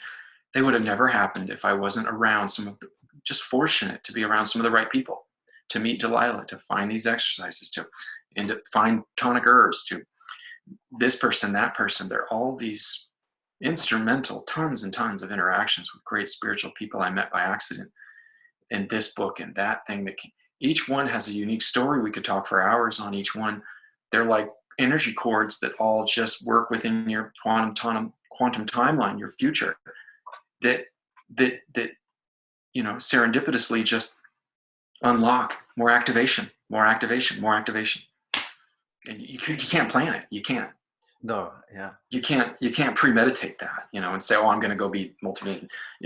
You can try with things you think that might be going in the right direction, but it's going to be an explorative unfolding, your own ascension process for each person that will be different for each person slightly. And the gifts that they get along the way will be unique to each person too, based on their activation, their past activation from previous lifetimes, and where they're focusing their consciousness, their energy. Yeah. Do you feel like the heart, because I've studied with heart math and other sort of heart centered kind of lineages, if you like, but the heart seems to be, it's just, there's a passage in the Upanishads that talks about the tiny space of the heart, and that it's everything contained outside, everything we see external to us in the universe is equally contained within that space. And it's kind of saying it's a fractal holographic universe, and that, I mean, it's like this is ancient knowledge that was passed on orally, that's now available to everyone to live consciously. So I just think, especially for young people, this kind of information, people like millennials, this kind of information is so, because it's just under the surface with them. You see, when you talk to millennials, you realize they've got their programming, but it's like a hard eggshell, but they can sense through it. A lot of them are born a little pre-activated, ready to open up quicker and faster. They came ready, but there's still the other stuff in the matrix. You have to learn to kind of master the third dimension first. Yeah. That's why they call it the stairway to heaven. You master one dimension, you get to the next, integrate that. And there's many sub-dimensions between each of the main dimensions that we can go up or down in. And my tools that I learned were neat, because for me, my first multidimensional, like really high, mostly out-of-body consciousness experience, it scared me. I couldn't do that advanced air exercise meditation again for 5 days. I was afraid I'd go out of the body 100% and die or something. I had no experience how to handle that. First time it happened for me. I'd been doing the rites for years. I didn't know that I'd built up a lot of Kundalini energy at the lower chakras. And when I pushed it all up the first time, went out of body, altered, and I was actually scared to do that meditation again for 5 days. I kept thinking about how marvelous it was, thinking, should I do it again? But I felt like it could be dangerous. And then finally I said, okay, I have to do it. And then the second time I did it, I went multidimensional, part out of body, real quick and easy, and I was 100% familiar with it, not scared. And then I could stay in that space for a while, but then I had to go back to work after my meditation on my lunch break. And I had to integrate with more 3D people. But I can't come down that fast when I was altered and out of body and in that high vibration. And what I noticed when I first went back to work, I was very soft, very calm, altered. When I would move, I could see white lights pass my arms, sometimes trailing. And when people would come, a customer asking for a cold or flu drink or whatever, I could look into them and it was like, I could feel my mind forming the responses in English or vibrationally before they're done speaking. Like I knew what they were going to say. I knew what they need. But to talk this fast in human language like I am right now was, that was labor, that was effort. I was light, soft, expanded. I had to pick slow, soft, light words. And I wanted to I was feeling so good in this high state. I wanted to stay there for a bit. But then after half an hour, it's coming down a little bit into its lower dimensions a little. And now I can notice that my voice can start to pick up speed and talk a little more normal. Another hour, and now I could get pretty much normal. I could talk fast, I'm more grounded, I'm back in my body, and but part of that multidimensional higher vibration I got in from my meditation and my 5 rites energy work that I would always do in my lunch breaks. Part of that higher dimensional energy was still there. So I noticed that I could think faster, talk faster. I had more love and energy. I could process. My mind cognitively was incredibly fast. and could remember everything. I felt brilliant. I felt like a genius. I felt like one healer told me I was parallel processing. He said, you're using both sides of your brain at the same time. You're double tapping, and that's only like 1,000 people on the planet that do this, according to David Jubb. It's rare.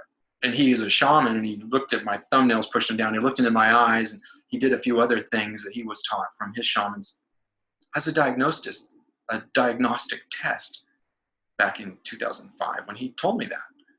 And I didn't know what to think of it, but it's neat. I found basically how to move around and dance in different dimensions. So times of my day when I've had enough, I want to take a break, or I might be getting a tiny bit tired, or I can go isolate myself, quickly do some energy work to raise my vibration, get into a higher dimensional, multi-dimensional state, reset the nervous system, let go of all stress, get that kiss of the divine, and be into that light for a little bit, just even if it's just a few minutes.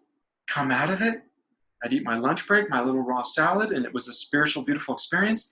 I get up to walk, and I'm still vibrating. I come out of the meditation. I can hear little sounds at far distances. I can see light glowing. The sensory system of the brain changes. And I go back to my service work in the world, where I give, where I work at the Tonic Bar and help people, or whatever. You go back to your job in that state, and you're not the same that you were before you left on your break. You're now multidimensional, and doing some 3D things is a little hard at first, for the first half hour, because you're still altered, and you don't want to come down too quick because it's nice being in that high state. You don't have to talk. You can't talk. You don't want to talk. You're in this beautiful space, but you still want to function. You want to help people. You want to keep working. You want to do your job well and make a difference. So then I learn in a little bit of time how to integrate enough of myself back into my lower dimensions that I can be grounded, I can walk, I can connect with people. Because if I'm too altered, I noticed some people were scared. Customers would see that they don't know, they look into my eyes and they can tell I'm gone. And I don't care about this plane, this world. I'm still in the ethers. And some people that don't know what that is, or they're not used to me, some customers would walk away. They thought, like, what? They're not sure. It depends on the customer. Some customers were very sensitive spiritually the first time they'd sit down, and I'm in a semi-state like that still, and we have a little conversation, a little interaction, it would activate them. They could see it and feel it.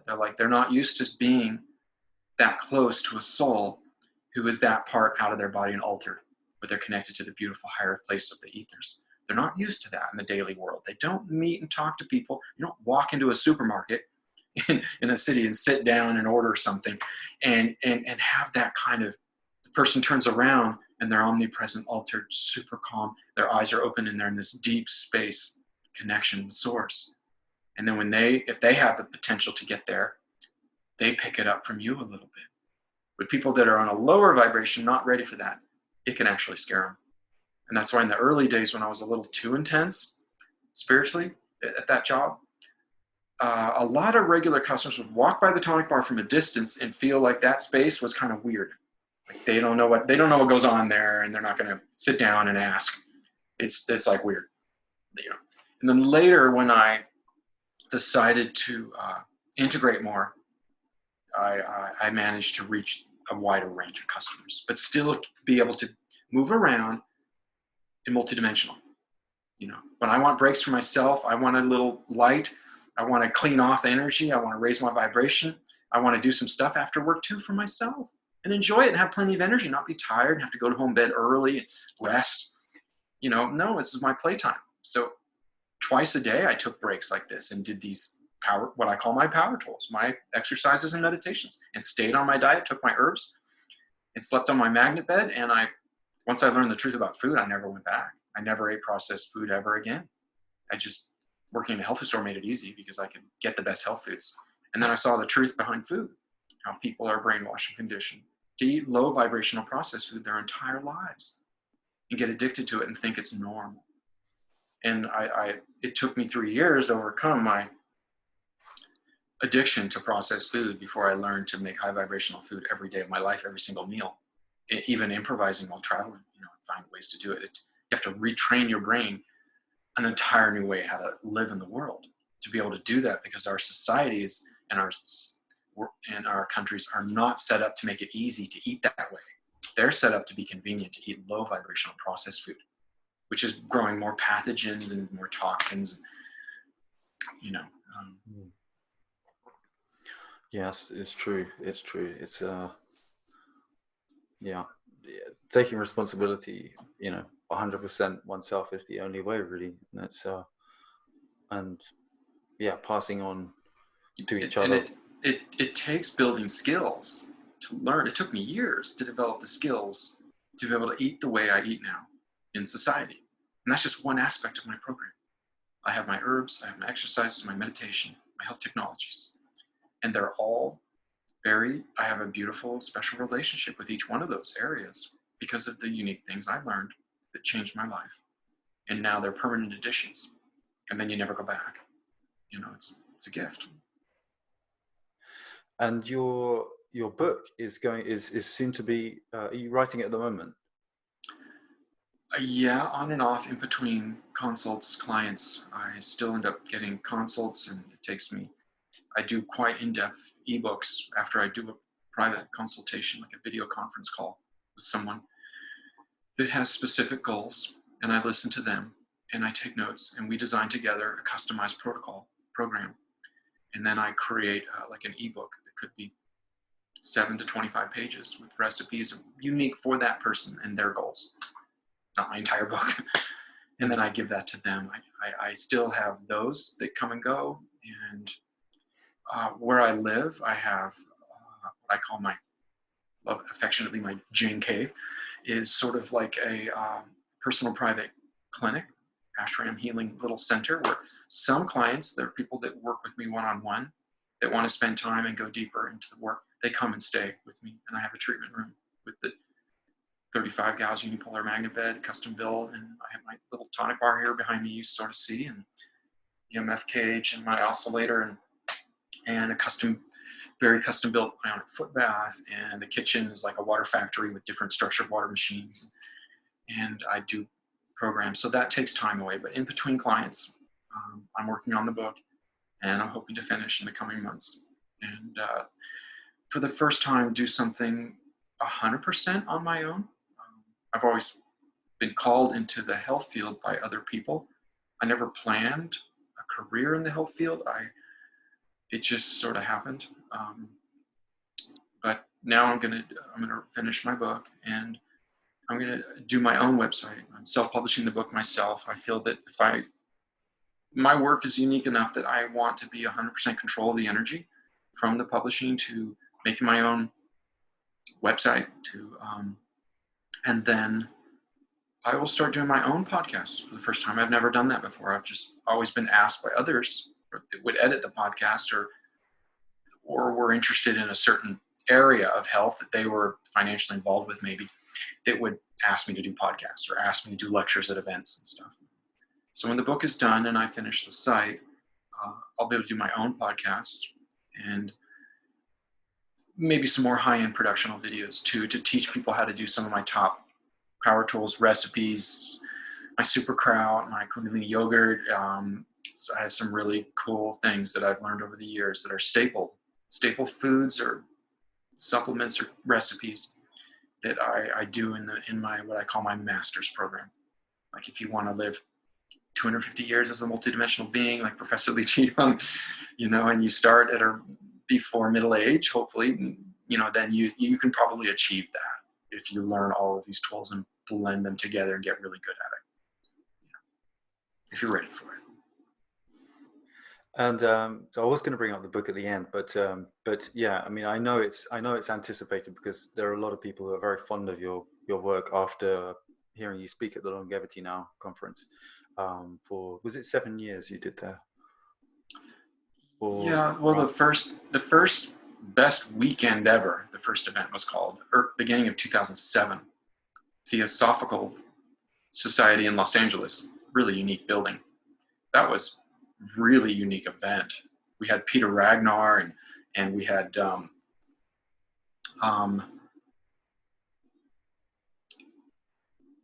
Dr. Patrick Flanagan. We had him piped in through satellite on a huge movie theater screen inside of this complex. And I had a tonic bar, and Brandon Gilbert of Hyperion Herbs was actually a volunteer, really sweet, sensitive Shen man who really fell in love with the tonic bar and started his own company after that. Had some other talented people to help with us. It was the first time that the event producers had ever put on an event. And David really was creative at getting like really high-end alchemy-based, speakers, presenters, and information to share. So that event was raw. That was really unique event, and it wasn't filmed or anything like that. That was so from 2007, beginning of to midway through to 2013. I did longevity conference events for like 1,000 people, and I just did them once every 6 months, once a year or something. I didn't do them all the time like David was, so I wasn't as used to speaking in front of such a large audience. My element was working at the tonic bar, and having 1 to 5 customers at a time, and all day long speed healing, teaching, and I was in my element there, and that was my training ground. That was to work in a vortex like my Jing headquarters, to have access to every single health product you could imagine. I could open up and put into a blender and just experiment with recipes, test recipes, shots, lineups, protocols on customers for various issues, listen to customers' goals and challenges, and then think what is going to be the most effective thing that they can do, and sense people. If I give too many things to one customer, well, they're not going to do that. That's going to overwhelm them. You're trying to push them beyond their comfort zone. They're where they're at, and they just want improvement with this one thing, truth. So what's going to actually give them what they want right now and raise their vibration a bit to sort of activate them a bit and help them? So all day long, it's like an internship, that many customers every day. I mean, hundreds. And you get to know some of them because they're regulars, and some are brand new that you never see again. You gain more and more experience about your tools and about how to read people, work with people, listen to them and care about them. And the more I went multidimensional, the more I could look into their eyes while I'm talking to them. And I could see how much I love them and how beautiful, how unique and wonderful each person is. And then I could put myself into their body like an empath and think, okay, this is this person, this is what their life is like. They're having a challenge right now. This is what they want to achieve right now. So what would I do if I was in their body with all the knowledge that you have, truth, because you have more knowledge than they do about these things? Well, I would do this, this, this, this, boom, it would quickly get them to where they want to go. I thought, well, let me give it to them. Why not? And I get to sit back and watch them succeed and feel better and raise their vibration. And some of them were naturals, meaning they'd come back and say, truth, that thing you did for me was really good. What was that? And they'd ask more questions. And then they'd hang out at the bar a little longer because they'd realize there's more going on here, like a multidimensional vortex, a celestial vortex of downloads and energy and knowledge and information and books. And they thought they'd hang out a little longer sometimes because their intuition just told them, I need to learn a little bit more what's going on behind the scenes here at this bar. It's not just a tonic bar or a juice bar. It's a multidimensional healing center. Incognito is a juice bar. So then I would share more stuff with them, and they'd read more books, and they would add things and start building their own programs, and they would change and never be the same. And they'd get more successful at everything they do in their life, and they would affect other people in a higher vibrational way and share this knowledge as well. And it just mushroomed, no pun intended. It just grew, to the point where even some doctors or practitioners that were in LA that I never even got the time to meet would refer customers to our tonic bar for this thing or that thing, because we developed such a good track record with our tools. But I never would have gained a command for my tools and how to do mini consults and to put things in people's body that'll help them get where they want to get so quickly with such confidence if I didn't have that much practice with that many people for 10 years every day, all day long.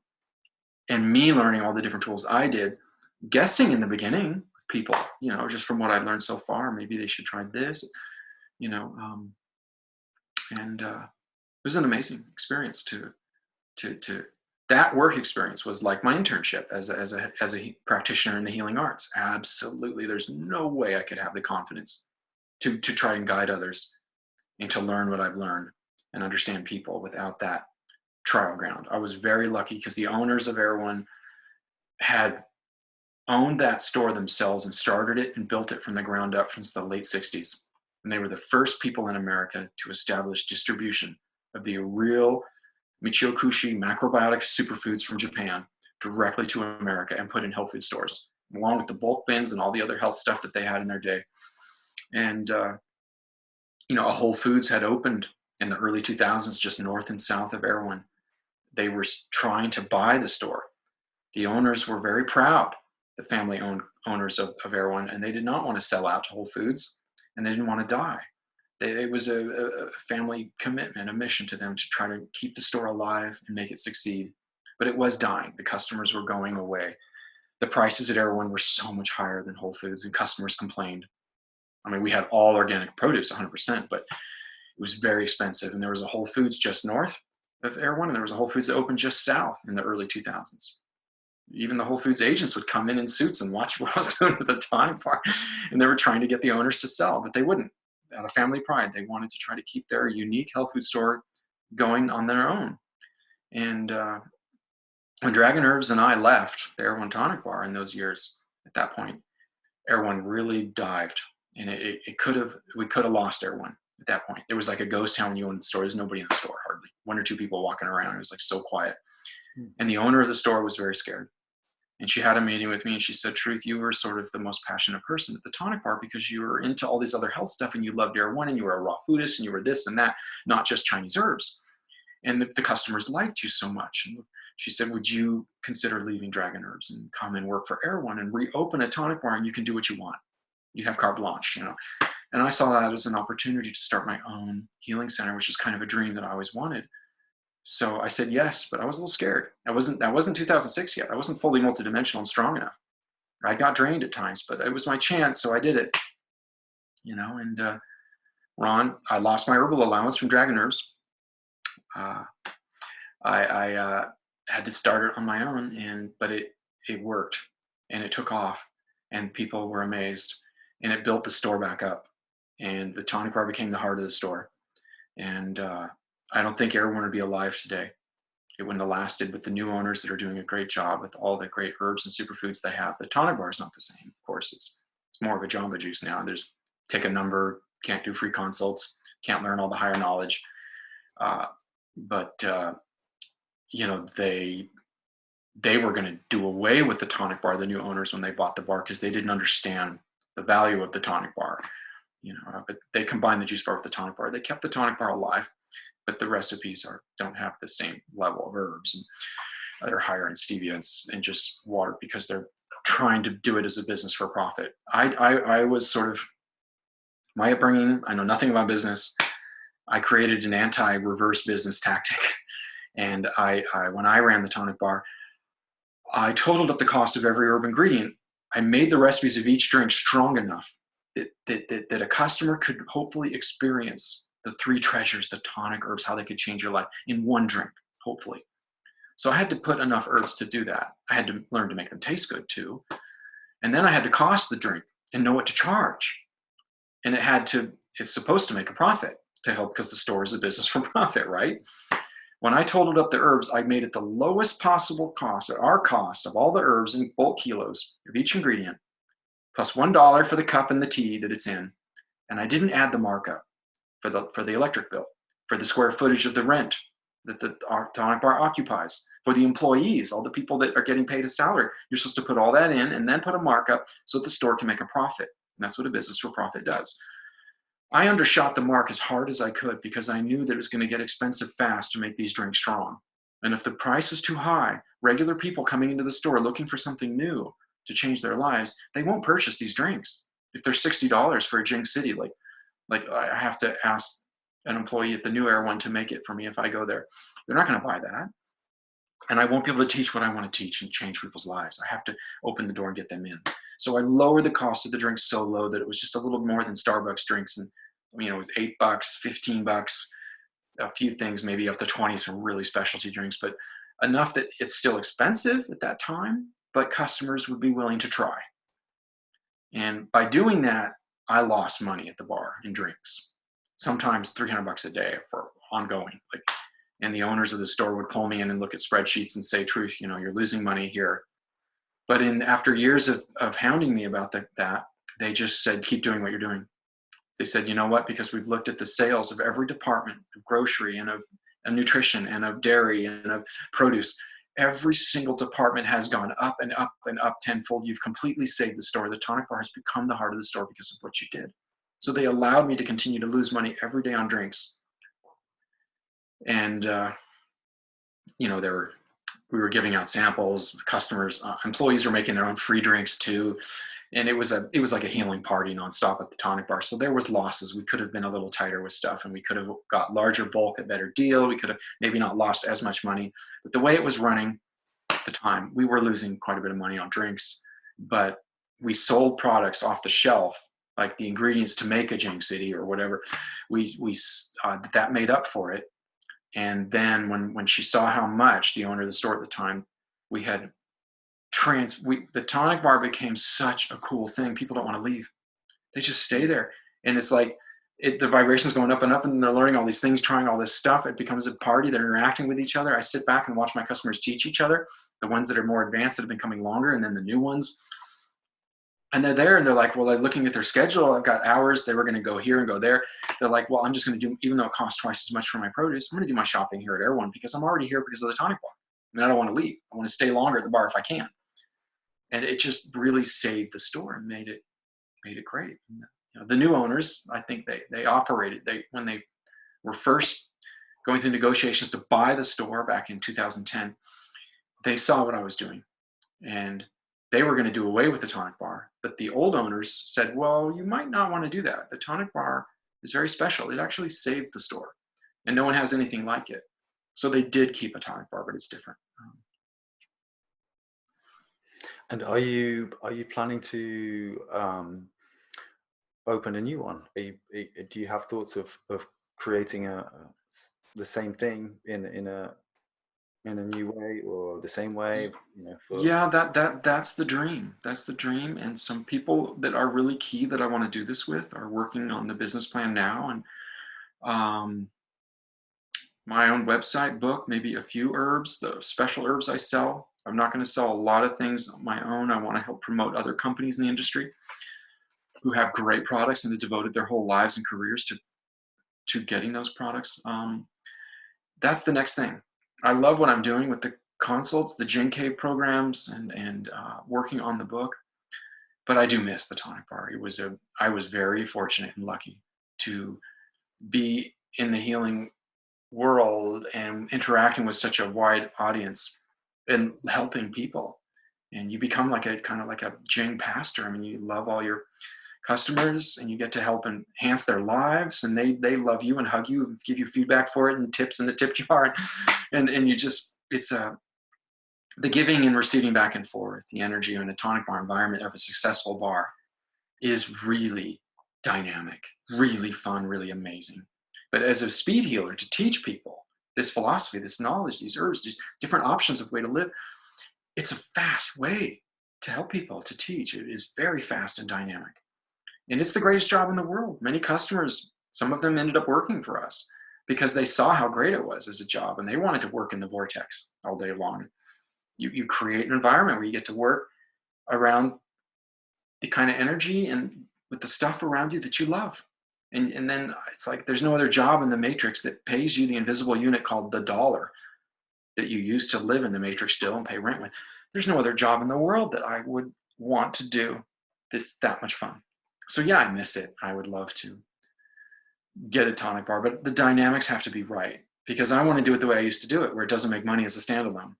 It has to have a business it drives and a store and other products and things that become where more of the income is made to support such a bar.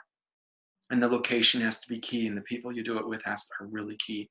To do it the way I want to do it. I don't want to just make a quiet little watered down, humble little juice bar, tonic bar that no one's going to really, I want to make something big like it was before. It changes the world. Because the tonic bar, the way we ran it did. It created chain reactions that spiraled out through the whole world, and people heard about it from everywhere, and it was powerful. And it was kind of also a final complete in my healing. I was hard on myself for the areas in my life I had failed to succeed in, and that was still in me to a certain degree because I was tough on myself. And when the bar reached its peak of success, And I felt like I had a family of customers that come constantly, that love me for what I've done. And they hug you and they give you tips and they send you cards for years later, with pictures of their family on Christmas, just like you're a family member or something.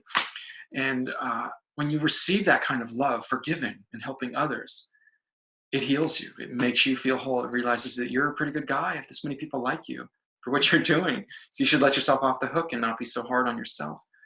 And it's a wonderful social dynamic of that energy receiving, giving, and receiving. The Taoists say the fastest way to build Shen is to give. I did work hard. I gave a lot. And it was part of my own final stage of my own healing on an emotional level. Yeah. It's the Gospel of St. John, isn't it? It's in the giving that we receive. It's in, I think that's roughly the wording of it. It is in the giving that we receive, but not we don't receive. You won't receive like it's not with you don't give because you want to receive. You give for the giving. You give because it's a beautiful experience and it's the unknown and it's. Well, I first learned that when about 3 years as a monk on my program, not interacting with a single soul, never telling anyone anything about health. I was doing my whole program just for myself. In Romania, Dean Thomas, I don't know what year this, 2002, 3, they were setting up a yoga expo event in Los Angeles that Dragon Herbs had to have a booth at. And they were running behind and they were busy and there weren't that many people to help them. And Dean said, "Hey, Truth, I'll give you a shirt and a badge so you can go to the yoga expo for free." Because he says, "I know you probably like to go to the yoga expo, but I know that you're very strict with your budget and you probably can't afford a ticket." He said, "If you help me carry in boxes to set up the booth because we're understaffed," he said, "I'll give you a shirt and a badge. You can go in for free." And I said, "Okay." So I carried in boxes of herbs for Dragon Herbs with Dean and had them recook at the time, and we set up the booth. And then they just got slammed before we were even halfway done setting up the booth. There were customers mobbing their booth and asking for this and that. And I felt bad. I was standing there and Dean couldn't keep up with all the demand from the customers, from the attendees at the event. And I said, "Dean, do you want me to help in some way?" He said, "Yeah, man, can you just stand back here and talk to people about herbs? Hand out some pamphlets on the 4 aspects of radiant health." And I said, "Okay." And I stood back there, and the first serious customer, I remember a woman with her family following her, and she had certain challenges. She's looking at our stuff and saying, "This is my problem. I have this, this, and this, and I tried all these things. And what do you guys offer here? Do you think you can help me?" She told me her life story in like a half an hour, very intensely. And my brainwave state was so slow back then. I mean, Dean thought I was on a vow of silence. That's what he told other herbalists. They thought, "That guy Truth, he's so quiet." Because I wasn't on a vow of silence. I never heard of such a thing. I just had lived for 3 years in a basement, lived this way, and it made me naturally very quiet and calm.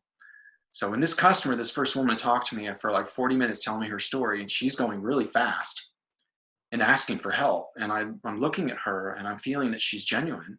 She does want help. She does have challenges. And a few aha moments triggered in my brain from what I've learned about the body ecology diet and the tonic herbs, that I might be able to help this person. And then in the end, when she's done telling me her story, she's looking at me and she's saying, "So what do you think? Could you help me? Is there anything here? What do you guys have? I told you my story." And I tried to respond and I couldn't talk as fast as her. I was in high theta, like 7 cycles per second from being a monk for 3 years. And I hopped behind a booth for the first time to talk to the public. I didn't know how to talk as fast as her. I was like opening my mouth going, knowing I wanted to start to tell her about the body ecology. I wanted to tell her about Candida. I wanted to tell her about reishi.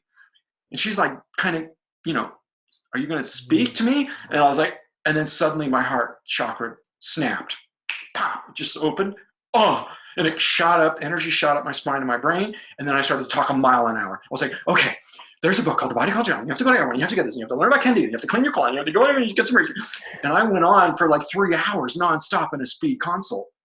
And this woman's listening to, okay, yes, and she's writing everything down. Her family's all leaning over, listening. Oh, okay, this guy's got the information, you know. And then at the end, I walk around the booth and they're hugging me, each member of her family. Oh, thank you, thank you. We think you're right. Yes, that's it. She's got this. She's got this. We're gonna go buy these things. We're gonna do everything you said. Oh my God, thank you so much. And it was like I just became family members of these people. And when they walked away, I felt this, what I call the healer's high. Poof. Out of my heart, this energy just rise up and expand. And I was like, wow, truth, I've never done that before. I never gave so much energy and love and optimism and positive thought to a single other human being in my life and been that high and ecstatic because I was, you know, trying so hard to heal myself for years. And I suddenly turned it around and listened to someone's story and then gave everything I could intuitively. And I turned around after that healer's high, standing outside the booth, and I looked over, and Dean and the two employees at the Dragoner's booth at the time at the yoga event, Dean and the woman, they were staring at me with their mouths wide open. Oh my God, what just happened to truth? They'd never seen me like that. I was so quiet and shen and introverted and retract and like in my own world, you know. Ever since they'd known me, they're like, what happened to truth? Whoa, my guy became a totally different person. And then they told Ron, they said, Ron, you got to come. At the end of the day, I had so much fun. I did that all day long with every single customer. And I felt what it was like to give and help others. And it was addictive. It was amazing. At the end of the event, you know, the dean said, well, I said, he said, you know, can I come back tomorrow? And he said, yeah, man, come back Sunday and let's do it again. I went home. I was so happy. I went to bed, made my raw food salad stuff that I put in my BED meals in my backpack. So I'm all prepared with my routine. Went back to this Sunday for that same expo. Did it all day long. But Ron came. He came in the afternoon that day because they had told him about me, I guess. I didn't know. And they said, this guy Truth, Ron, you got to see this guy Truth. You got to meet this guy Truth. And Ron was there and he was sort of watching me, you know, work.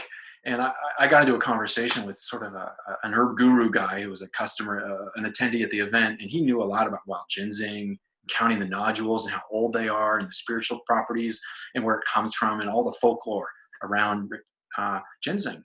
And I knew that too because I had printed out reams of it from you know, on the internet, you know, 3 years ago, and I'd been reading everything. I even tried to grow my own ginseng. I failed miserably, but so I got into this deep conversation about wild ginseng, and Ron was listening to me, and I could feel him thinking, how does this guy Truth, who I haven't trained, and he's not an acupuncturist, he's never gone to school to learn Chinese medicine, how does he know this stuff? It's because of the internet, and I just got good at researching, you know, and I fell in love with it, developed a passion, read every book I could find.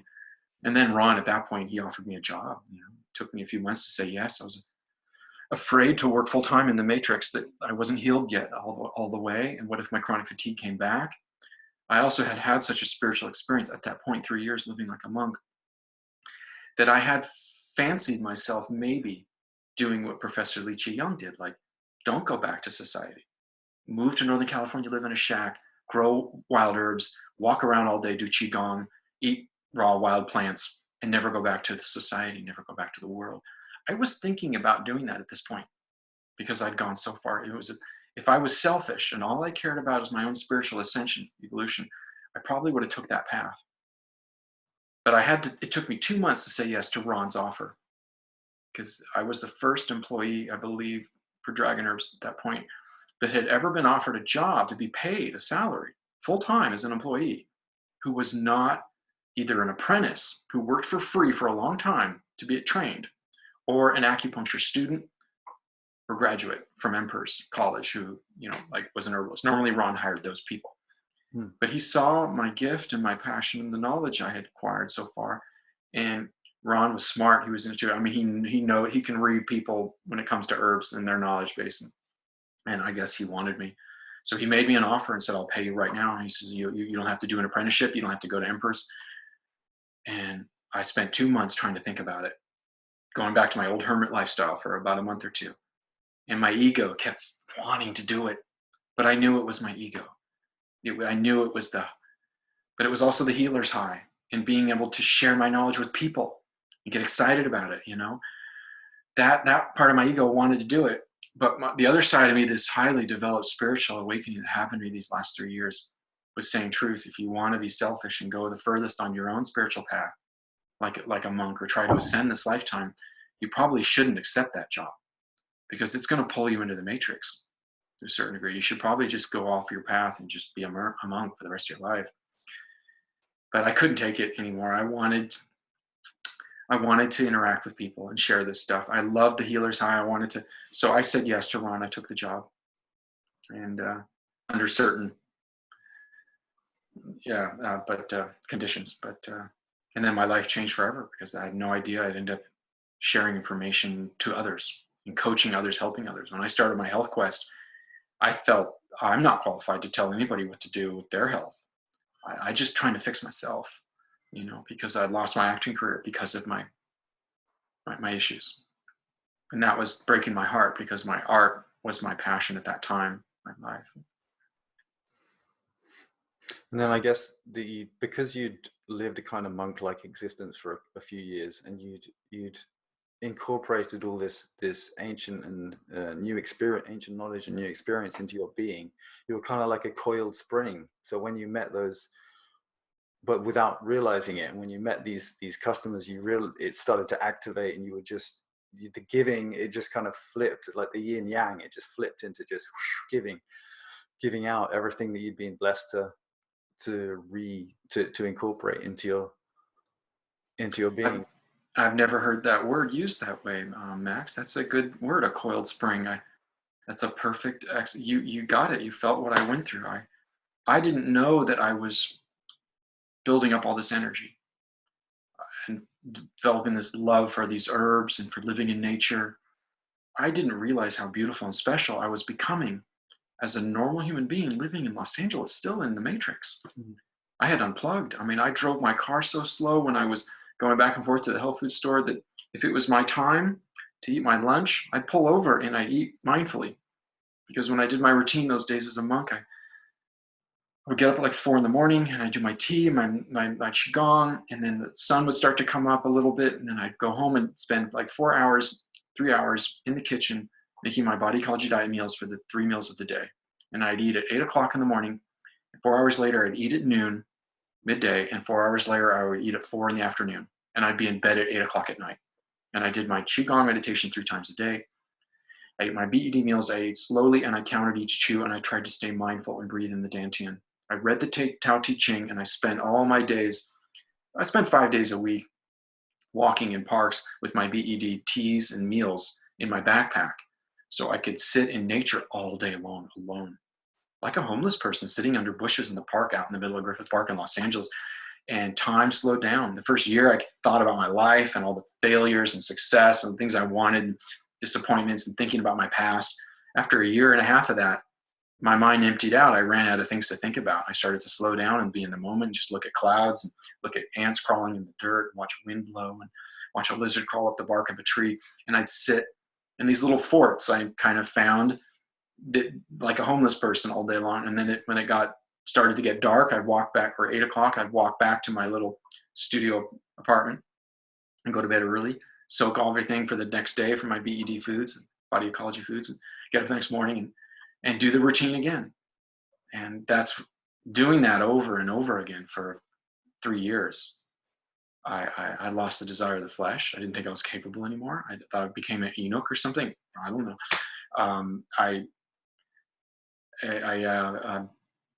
I lost the ability to dream after about 2 years of doing that. My mind got so clear that I'd sleep in one spot on my back, wake up the exact same spot, and have no recall of memories. There was no psychic garbage to clear out of my subconscious. And I've never gotten that clear again since, because when I came back into the world, worked for Dragon Herbs and then Erewhon, I had to come back into the matrix to a certain degree. I had to sacrifice some of that pure isolation in nature that had the spiritual effects on me of living that way. And in the books I read, I really realized that if I continued to live this way, and I never interacted with other human beings in the world again, and I lived in nature and followed this routine and just did it for the rest of my life, I would go further than very few people go spiritually. It's just anyone else who was in that situation would do the same too. I was just fortunate enough to get sick and then be forced to isolate myself in nature and try and create this routine in an attempt to heal. But that coiled spring, when I got in front of another soul, a human being who was looking for truth and help, genuine. I sensed she was a good person, and she wasn't lying to me. She was telling me the truth of her story and all her challenges. And it meant a great deal for her to try to heal herself, to continue her life and help her family. So I'm listening to her life story, and I start to feel emotion. I start to feel love and concern and care. This poor woman. Well, and truth, you know things. You could maybe change this woman's life. Well, then you better do it. And I had to make myself go up in my brainwave state, come out of that theta mode and go into go into gamma, 40 cycles per second, and just, and download a program, a consult, basically the first time.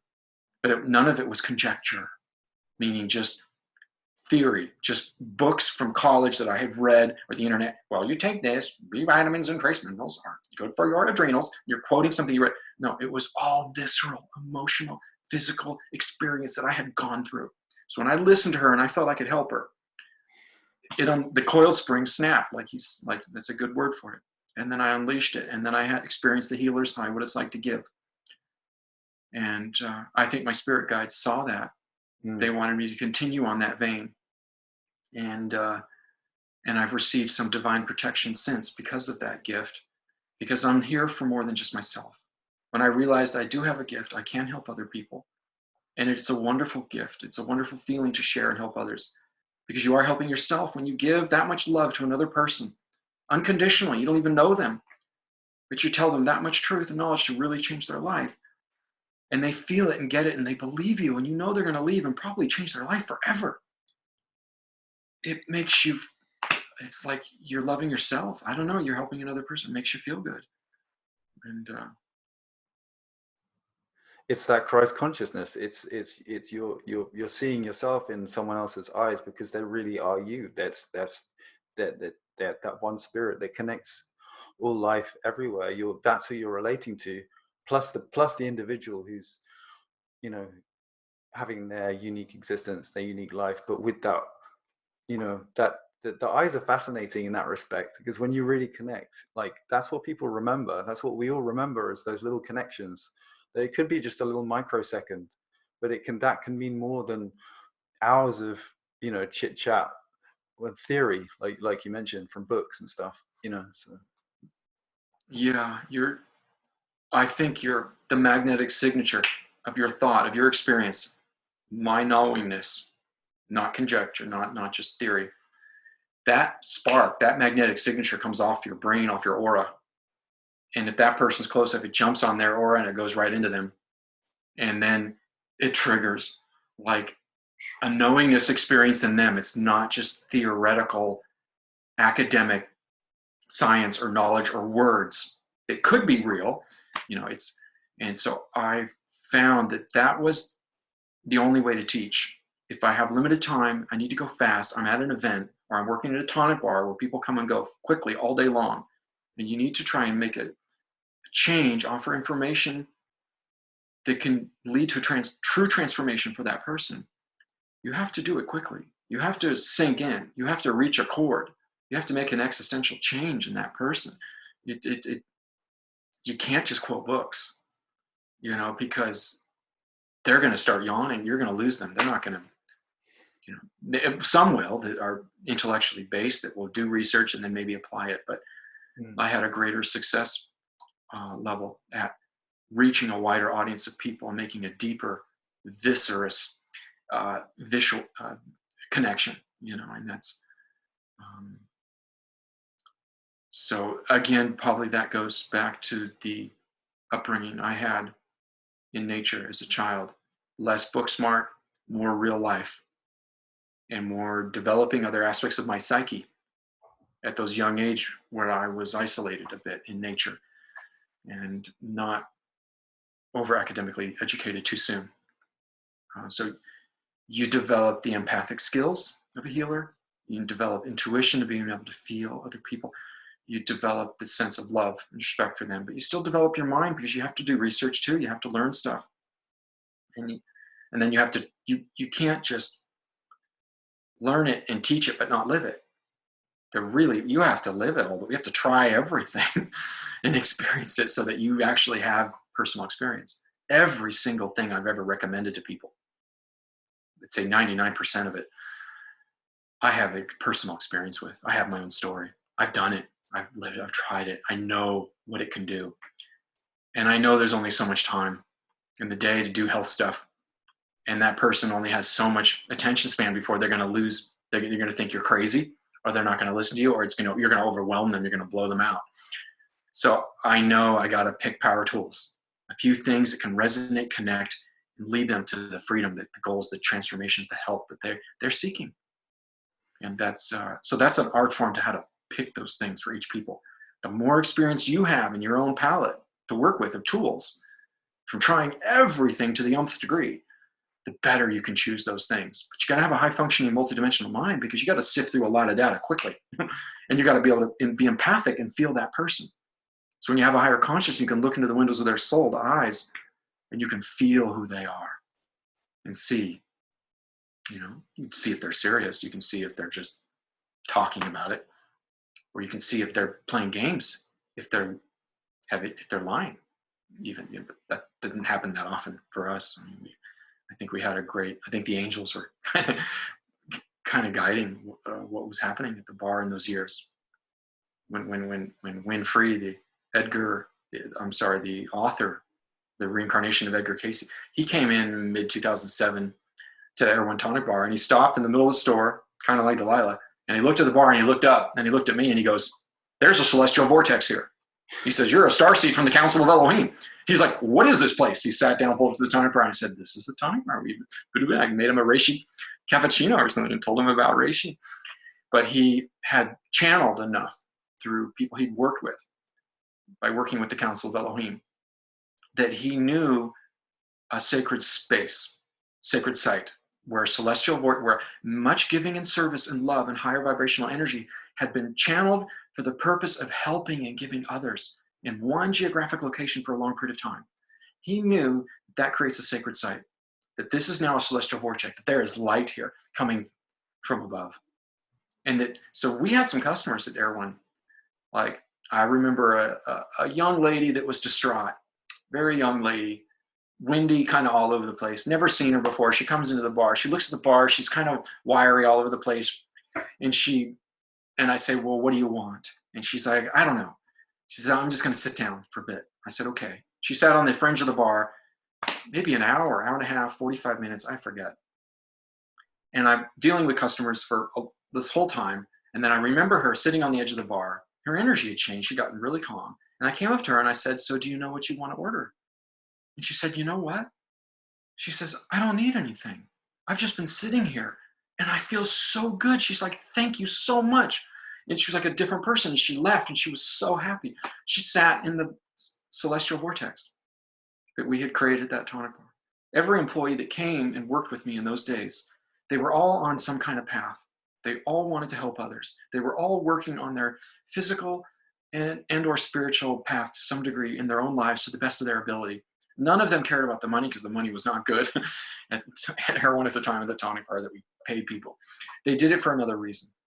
And so they all had unique skills. Each employee had different strengths or weaknesses and gifts that contributed to us working together, the employees, to create this vortex that was changing the world through our customers every day, in disguise as a juice tonic bar.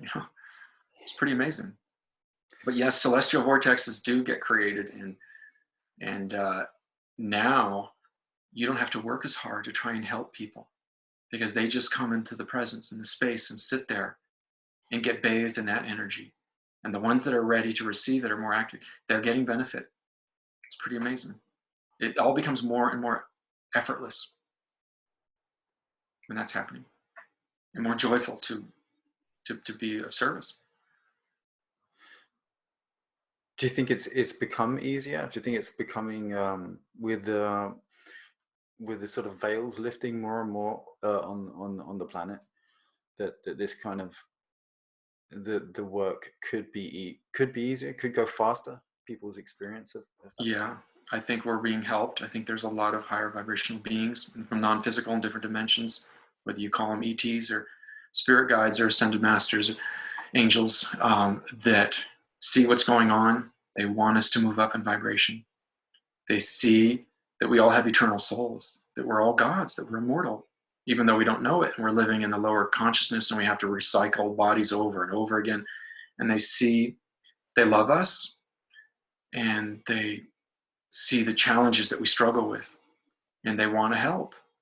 And they're doing things, special dispensations, they're helping, they're channeling with more people, they're activating people, they're sending light rays down to the DNA to start to help people wake up faster and enhance special gifts, whether you're a Qigong practitioner or whether, a healer or whatever. It's happening more and more, absolutely. And I think maybe more evolved souls that see what's going on planet Earth and want to help it move up to its ascension, to its heart, they're picking to incarnate at this time. They may forget when they come into the body because it's so focused on the physical world, and in the brain, they shut down 9% of their consciousness and don't remember that they were this in another lifetime that came to Earth on purpose because they had a mission, a purpose. They have to find a spiritual path inadvertently and start to reactivate it and open up before it starts to come. But absolutely. That's why it's so exciting to be here now, I think, for so many people. Yeah. I mean, and the polarizing part of the planet is becoming more obvious as well. Like to the masses, it feels, or to all of us. The things that are not of the higher vibration, the corruption or the fallacies or the illusions or the manipulation or the control, these things are getting exposed more, draining the swamp, so to speak. Yeah. And so Corona, do you have any thoughts about that? Brief thoughts? I know you don't want to go, I understand. Yeah, I don't know 100%. I just be careful watching too much news, too much media theater. It could very well be, I think, just a flu virus that could be blown up to be something bigger that has other agendas. Maybe they want to make Trump look bad and get rid of him. Maybe it's part of the pop control agenda from other globalists. But I think just general care of your immune system, low sugar, low arginine diet, inhaling silver. I have a great antiviral protocols. I've learned a lot about viruses because Candida was a big one for me, but Epstein-Barr virus was a real big one. And that virus can go in latency, and then it can come back, and it can really drain you, mess up your life, really weaken your immune system, and make you want to get sick all the time. It's learning how to really overcome a strong chronic virus that'll change your life. And so I had that challenge with Epstein-Barr. So I'm really good with viruses now as far as general health and immune system. And I think they're part of nature. Let them grow no matter where they come from, whether you think it's man-made or it's natural or it's just a flu virus and it's really a hoax. The whole corona thing and media theater, it's just a virus. And, you got to understand that half of what you see on the news is not really the way it appears. And so don't give into fear and weaken your immune system. Don't over-sensationalize things. But it's always smart to learn anything about self-reliance, stock food, water, cash, end up with your own land one day if you can and grow food, and have the skills. Don't be brainwashed just by allopathic medicine and the food industry on how to take care of your body for health. Learn alternative things that work from nature, like black elderberry, like lysine, like cistus tea, like inhaling silver in an ultrasonic cool mist humidifier, colloidal silver, in 10 minutes and killing every germ in your respiratory system. There are just tons and tons of things. Humic acid, I have a special source for I call Jing Legit. It's like Jing Shilajit. It's an American Shilajit humic acid powder, and that's very antiviral. But it's mineral. It's a tonic. It builds you up. It makes you strong. It's got Jing. There's so many things you can do, and common sense. We live in a world of microbes. If you make your immune system strong, clean out opportunistic organisms, load up on probiotics because it feels so good anyway, and then know a handful of different things. Know herbs for colds and flus, how to nip them in the bud. Supercritical Echinacea Supreme, you know, bite pop 2 to 4 of these with your back teeth and pop on the soft gel, suck on the extract, swallow it, spit out the empty. Do that every 3-4 hours at the beginning of a cold or flu. Powerful antiviral. You can't take it all the time. It's not a tonic like reishi, but you can do it when your immune system's dropping, when you're just exposed to a virus or an infection. And there's so many natural things that you can do that you can learn about. And the internet, YouTube is just chock full of it. You can self-educate yourself. You just got to be a little careful with surfing the web and YouTube, because if you know absolutely nothing, it's kind of dangerous, because you have a 50% chance of learning something that's actually not true or great, or that's a debunker or a scam thing, and you have a 50% chance of finding something that's actually really good. And how are you going to know that? How are you going to have that discernment? If you self-study, if you learn stuff, if you're lucky enough to be led to good sources of real information, then you develop a discerning mind. And then when you go on the internet for quick research to find quick cures for this thing and that thing and the other, you can start to tell what's real, what's not, what's a debunker, what's a scammer, what's and so that's, each person is in control of their own reality and their own health and their own immune system and their hygiene and what they're exposed to. And I'm not worried about the coronavirus. No, it's I think, yeah, on a deep intuitive level, we can all kind of get it, I think. And it's, yeah, it's just, it's wrong. It's wrong. I mean, it doesn't need explaining, I don't think, on that. But then there are the people that kind of freak out. You have to understand, you don't want to activate it and give it power. Exactly, right. When you activate something, you give it power. When you stop thinking about something, stop believing in something, stop paying attention to it, stop defining yourself by it, you take away that power immediately. And so you want to put the power back into you. That's the key of being a master. And then you're in control of creating a reality. You're not a victim. If you're afraid of something outside of you, like a virus that's on the news that's being blown up, you're giving it all this power and taking all this power away from self, which is where the power is supposed to be. Maybe it's done on purpose. Then you give all this power, and then you feel like a victim. I'm in fear. I have to hide. I have to wash my hands constantly. I can't go out in public. I can't go to this event. I can't travel. And when the vaccine comes out, I have to take it. And that's exactly what I would not do, is take the vaccine. Yeah. So more knowledge, more power back into self. Less power to outside things, less victimhood.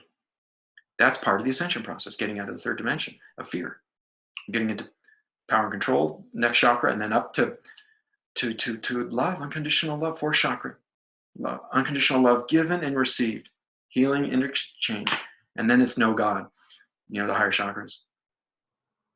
Yeah, because it's all here right now. It's all, ascension is right here right now, and all the answers are right here right now. It's just tuning into the right frequencies and acting on, as you said, taking that responsibility in our own daily lives and just doing the work if you need to do it, learning the skills, honing your skills, because everything we see in the external reality is it's coming from inside. So, and it's coming from it's a co-created reality, but we as an individual, we kind of call the shots on that, whether we realize it or not. That's what we're doing. When you get good, when you become a master, there's a lot of joy in having a long life that you're in balance with. And the dramas that come and go are just part of the sideshow, the window dressing of life. Whether it's Y2K or it's El Nino or it's SARS or it's Corona, it's fine to appreciate that for its diversity, its richness. Like we have summer and we have winter. It's warm and then it's cold, and it gives you contrast, variety. As Abraham Hicks says, contrast gives birth to desire. Love that. And so I think it's neat to experience all the changes and transitions, but when you're a master, you're also in balance and you're in control of your sovereign self. And so you don't overreact, you don't give in to fear. At the ultimate level as a master, you're not afraid of death because you already are where you're going to go when you leave this body. So there's nothing to fear. And this is one of the biggest lessons in Taoism is I got really into the Tao Te Ching early, those first 3 years when I was isolated.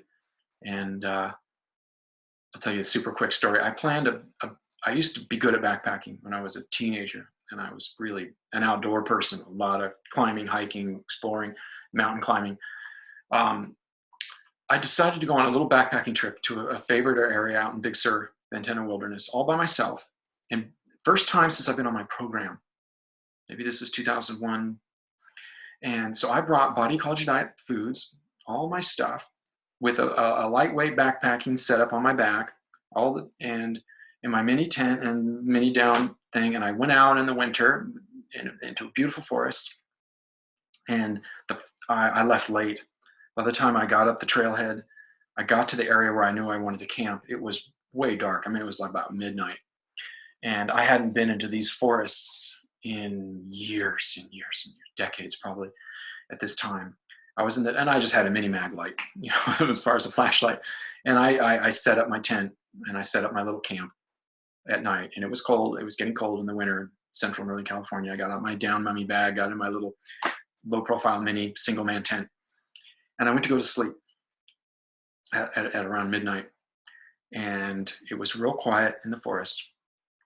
And I had done everything perfect, had my pack under my vestipool and everything, and my BED food soaking for the next day. I had my stove. I was going to make Body Ecology Diet meals, do Qigong, meditate, and combine that with a backpacking trip. It was one of my old favorite things, to make that a health vacation for myself, a treat to get out of LA. And as I'm trying to fall asleep in this forest, suddenly there were very big, large noises of some physical thing moving around that was large, close, getting close to me. In an otherwise still forest that I had walked up a trail in pitch black with a tiny mag light and set up a tent. Okay. And I'm sitting still in my tent and I'm starting to go, uh-oh, am I in a dangerous position? Is there a predator? Is there a large animal? What could happen to me? And I'm hearing something big chopping, breaking down foliage as it's moving around my tent. And I could feel the fear. I could feel the fear. Truth, you could die. Oh shit, you should have this or that. Or then you do a sound horn or throw firecrackers out the tent or run and scream down the mountain and go home to your car and drive back to LA. I could feel my body panic. But as a Taoist, understanding that my job is to surrender and drop into the Tao. It's the sage who observes this world as attached to nothing. It stays in the center of the Tao. The master observes her world, lets things come and go. Her heart is open as the sky. It's I had to let go. So I realized, okay, truth, this is a test. This is a Taoist test. I'm not going to panic. I don't want to panic. It takes too much energy. I don't want to take apart my tent and run down the mountain to my car like a chicken. So I thought, well, what do I do under this circumstance? I'm being tested, and it's fear, and it's all lower chakra, and it's all ego. And I thought, you know what? I'm going to try to practice my Taoism, what I've read about in all these beautiful books. And I said, I'm just going to surrender and let go. And so I had to say to myself, I accept death now, over and over again. It's one of the things the Taoists wanted you to get to the point of living in the moment and letting go and having no desire and being so empty until you're full of the Tao. No desire to the point that you do not even fear death. If death is coming, that you don't resist it, you be in the Tao, you be in the moment, and you let go, let go, let go. Layer after layer, let go of your ego, so you don't even fear dying. I had to say quotes from the Tao Te Ching in my tent when I was panicking over and over and over again and calm myself down and let go, let go. And the phrase I kept saying was something I read in one of the Taoist books where you're so deeply accepting the Tao and embracing it in its totality that you will tell yourself right now in this moment that I accept death, if that's what was to come to me, and I will not resist it because I will stay in the Tao. I said that over and over again, that I accept death now. I accept death now. I accept death now. And I let go and I stripped myself down to the point where I got totally calm. And I just ignored everything and tuned it out and was empty and expanded. And I fell asleep. And I slept, I don't know, 6, 7, 8 hours. I woke up in the morning and the light was just coming out. And I unzipped my vestibule of the tent and I slept great. And I looked at how beautiful the green lush leaves on the buckeye forest was, and the Big Sur wilderness, and the oak trees, and had some green grass because of winter that had rained some. And I got out of my tent and stood up and stretched, and I looked around at this beautiful forest, and within a few moments, I saw a doe with like 3 baby deers that were walking in circles, curious, looking at me. These most beautiful, cute little animal, well, the full-size female deer, a doe, with medium-sized baby deers that were following her children, and they were just looking at me like I was an alien. I was in the middle of their camp, of their home, of this beautiful buckeye forest, this grove of trees. It was just a lush part of the forest where they never see people, and they're walking around used to living their life. And here I come and camp out in this space. And I looked at that and I just felt this love and laughter and appreciation. I was panicking, thinking I'm going to die over these beautiful deer that are walking around my tent last night in the dark. And that was a great example to me of the power of letting go, which Taoism helped me teach for sure. That's beautiful. Yeah, so a great metaphor, beautiful metaphor for fear, for just fear, and also incarnation. When you really kind of, something inside you kind of wakes up to the fact that because there are people on earth who believe that we were born and then we live our life and then that's it, and we vanish. That's it. There's just no memories after that. That's it. It's just, yeah. And I stopped believing that. I mean, yeah, that's when you do fully, something in you wakes up to that, remembering that that's absolutely, it's the opposite is true. That and we can. Sorry. Yeah. I'm sorry. Yeah. I mean, of course, you don't want to die in that moment, because this lifetime is an opportunity to see how far you can go, how much you can become in the plane of demonstration as an eternal soul spirit channeling through this 4-layer bio bodysuit here on planet Earth in the 3rd dimension.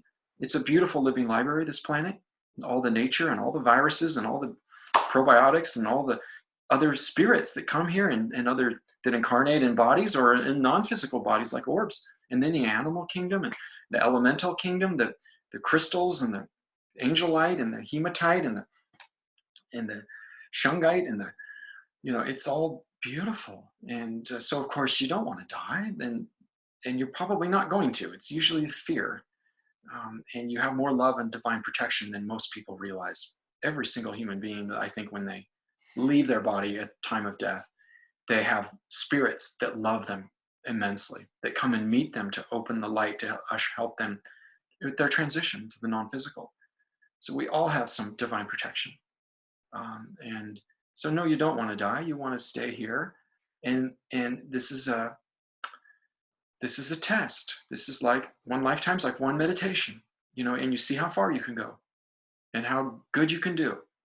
And helping others is a part of it. Because if you're here only self-serving, you're not getting it, and you'll regret that on a life review. I've had a few near-death experiences, and I know what that feels like.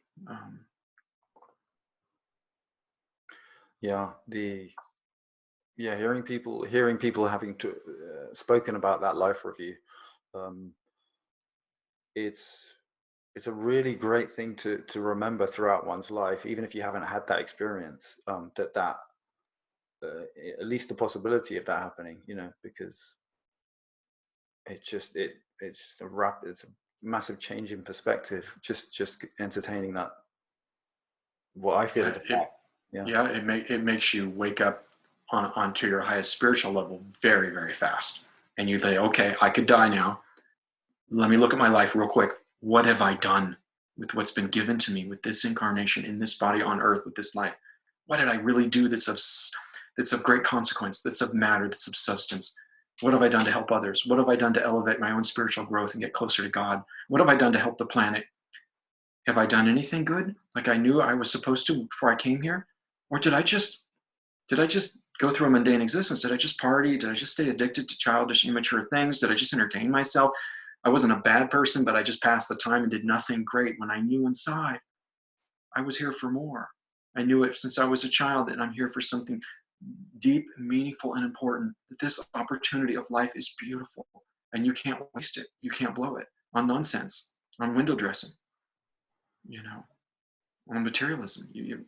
There's more. There's much more, and each soul's at a different level. So some people feel that more than others, based on what their intentions were before they came here, and the level of awareness they reach throughout this life. But it doesn't feel good if you're leaving this life and you haven't lived up close to your goals, your desire, your expectations to be, or God forbid, you've done bad things that you haven't healed. You've harmed others, and you've damaged your soul, and you haven't had the opportunity to fix it. Now you have to leave. And you're going to carry that into the non-physical, and that's toxic. That's toxic Shen, and that's worse than losing your Jing. Your Jing is just for one lifetime, but your Shen goes on and on. Actually, we didn't talk about Jing Qi Shen. I was just wondering if you could, for people that don't know about the three treasures and the system, could you describe it in a kind of sum it up? I know it's it's a very simple. Taoism goes back 4,000 to 9,000 years. Ayurveda even further, 7,000 to 12,000, and both systems are the oldest, most well-documented, most beautiful and amazing preserved art forms for health and longevity and spiritual growth and well-being and vitality. In the Taoist system with Chinese tonic herbs, they divide up your life into three main energies. Jing, which is a Chinese word. If we translate that, it would be primal essence, your core constitution, your life force. And we have Qi, which if we translate that, that's energy or immediate vitality. And that's like the electromagnetic energy going through your meridians. That's the spark of electricity. When you die and leave this body, we weigh like 8 to 12 ounces less, the physical body, because the spirit, which lives under a hollow breastplate cavity next to the heart, that's where the soul resides. The soul has left the body, and now the body weighs less, and the doctor in the hospital will pronounce you dead because there's no Qi. There's no electricity in the cells and the meridians, and there's no life force. They try to bring the Qi back with an electrocardiogram, and they shock your heart and bring some current. I prefer to use my multi-wave oscillator, put some Qi in every day with healthy microcurrent, Tesla-driven electrotherapies. But that's Qi, that's energy. And then the third treasure is Shen, and that's a Chinese word. If we translate that, it means spirit. Okay, so the Taoists believed our life is made up of these three energies. The Jing goes all the way back to the DNA, to your ancestors from mother, father, grandfather, great grand, on and on and on. That's the nucleotides. That's your genome, your Jing. That's your genes, what you're going to develop to become. And the strength of the Jing that comes from the sperm and the ova, mother and father, will build your prenatal Jing. Okay, that's your source of your. That's like your battery. It's condensed energy. It's deep. It's like one battery that your physical body draws from for your whole life of this body. And living burns a little bit of Jing, and excessive living, reproduction, creating offspring, whether it's loss of semen for men or making babies for women, excessive stress, lack of sleep, overwork, drugs, excessive emotionalism, all of this draws on Jing. You can save it and make it last longer, live longer, and be stronger, or you can burn it up faster and expire quicker. When you run out of Jing, you physically die. The physical body dies. The Jing is the condensed battery pack for the body. There's prenatal Jing, postnatal Jing. You can build postnatal Jing, maybe even prenatal Jing too, with the right exercises, herbs, foods. So if you want to refine your Jing, increase your physical constitution, strength, bone marrow, sperm, stem cells, nerve thickness. You can change the way you live so that you don't leak as much Jing, you don't lose as much. And you can use the Jing tonic herbs, are the most sacred substances in Taoist tonic herbalism that restore. So I burnt Jing. I had adrenal fatigue when I was 30 from pushing myself so hard and living with co-infections. First time I tried ginseng as a chi tonic, but that doesn't build Jing. So then I learned that there were other super tonic herbs that are in that category with ginseng as life promoting agents that you take every day for life. And then I learned about Jing herbs, yin Jing herbs. There's yin and yang. The yin is the restorative, feminine, replenishing to build up. So then it's built up and now you can use it to expand life. And then there's yang Jing that builds more active, immediate, androgenic yang, heat, fire, power. But you want both, yin and yang Jing, water and fire in the kidney. You want to build, you want to lock it in with astringent herbs. And then learn exercises like the 5 rites build Jing, maybe even, I believe, prenatal Jing. If you go celibate 3 years doing the 5 rites twice a day, you can regenerate your body and then live very long and have the reproductive, you could regain full reproductive faculties of like a teenager or a 20-year-old at any age almost if you learn to do this exercises. And then there are nutrients. Vitamin B12 is a Jing vitamin because it builds sperm and thyroid and bone and brain and nerve. It's a deep nutrient. And so Jing is that battery core constitution. When that Jing is strong and you're living your life in your body, no matter what dimension you're in, especially lower though, it feels good to have strong Jing because you have psychology, you have confidence, you can adapt to stress, you don't give in to fear, you want to take on challenges. Life is delicious because you feel like you have a full tank of gas, a fully charged battery. So the question becomes not what do I want to do? What do I not want to do? Like you want to live, travel the world, do it all, conquer. It's that Jing is strong normally at the teenage years. After puberty, it kicks into max. And that's why it's the coming of age is to go out and get wasted, party, conquer dreams, conquer your ego. Try to do all this stuff. When you get older, your Shen develops more. And you look at things, how you use your Jing might very differently. But that's Jing. And Qi. Qi is day-to-day energy. That's important too. That's how much energy you have. And the meridians, are you tired? You generate it through air that you breathe and through the food you eat through the spleen, and they go together and they make this electromagnetic energy that's this electricity basically going to the meridians that animates the body down to every cell. And when you run out of Qi, you also die. You can enhance your Qi, or you can do things that impair your Qi.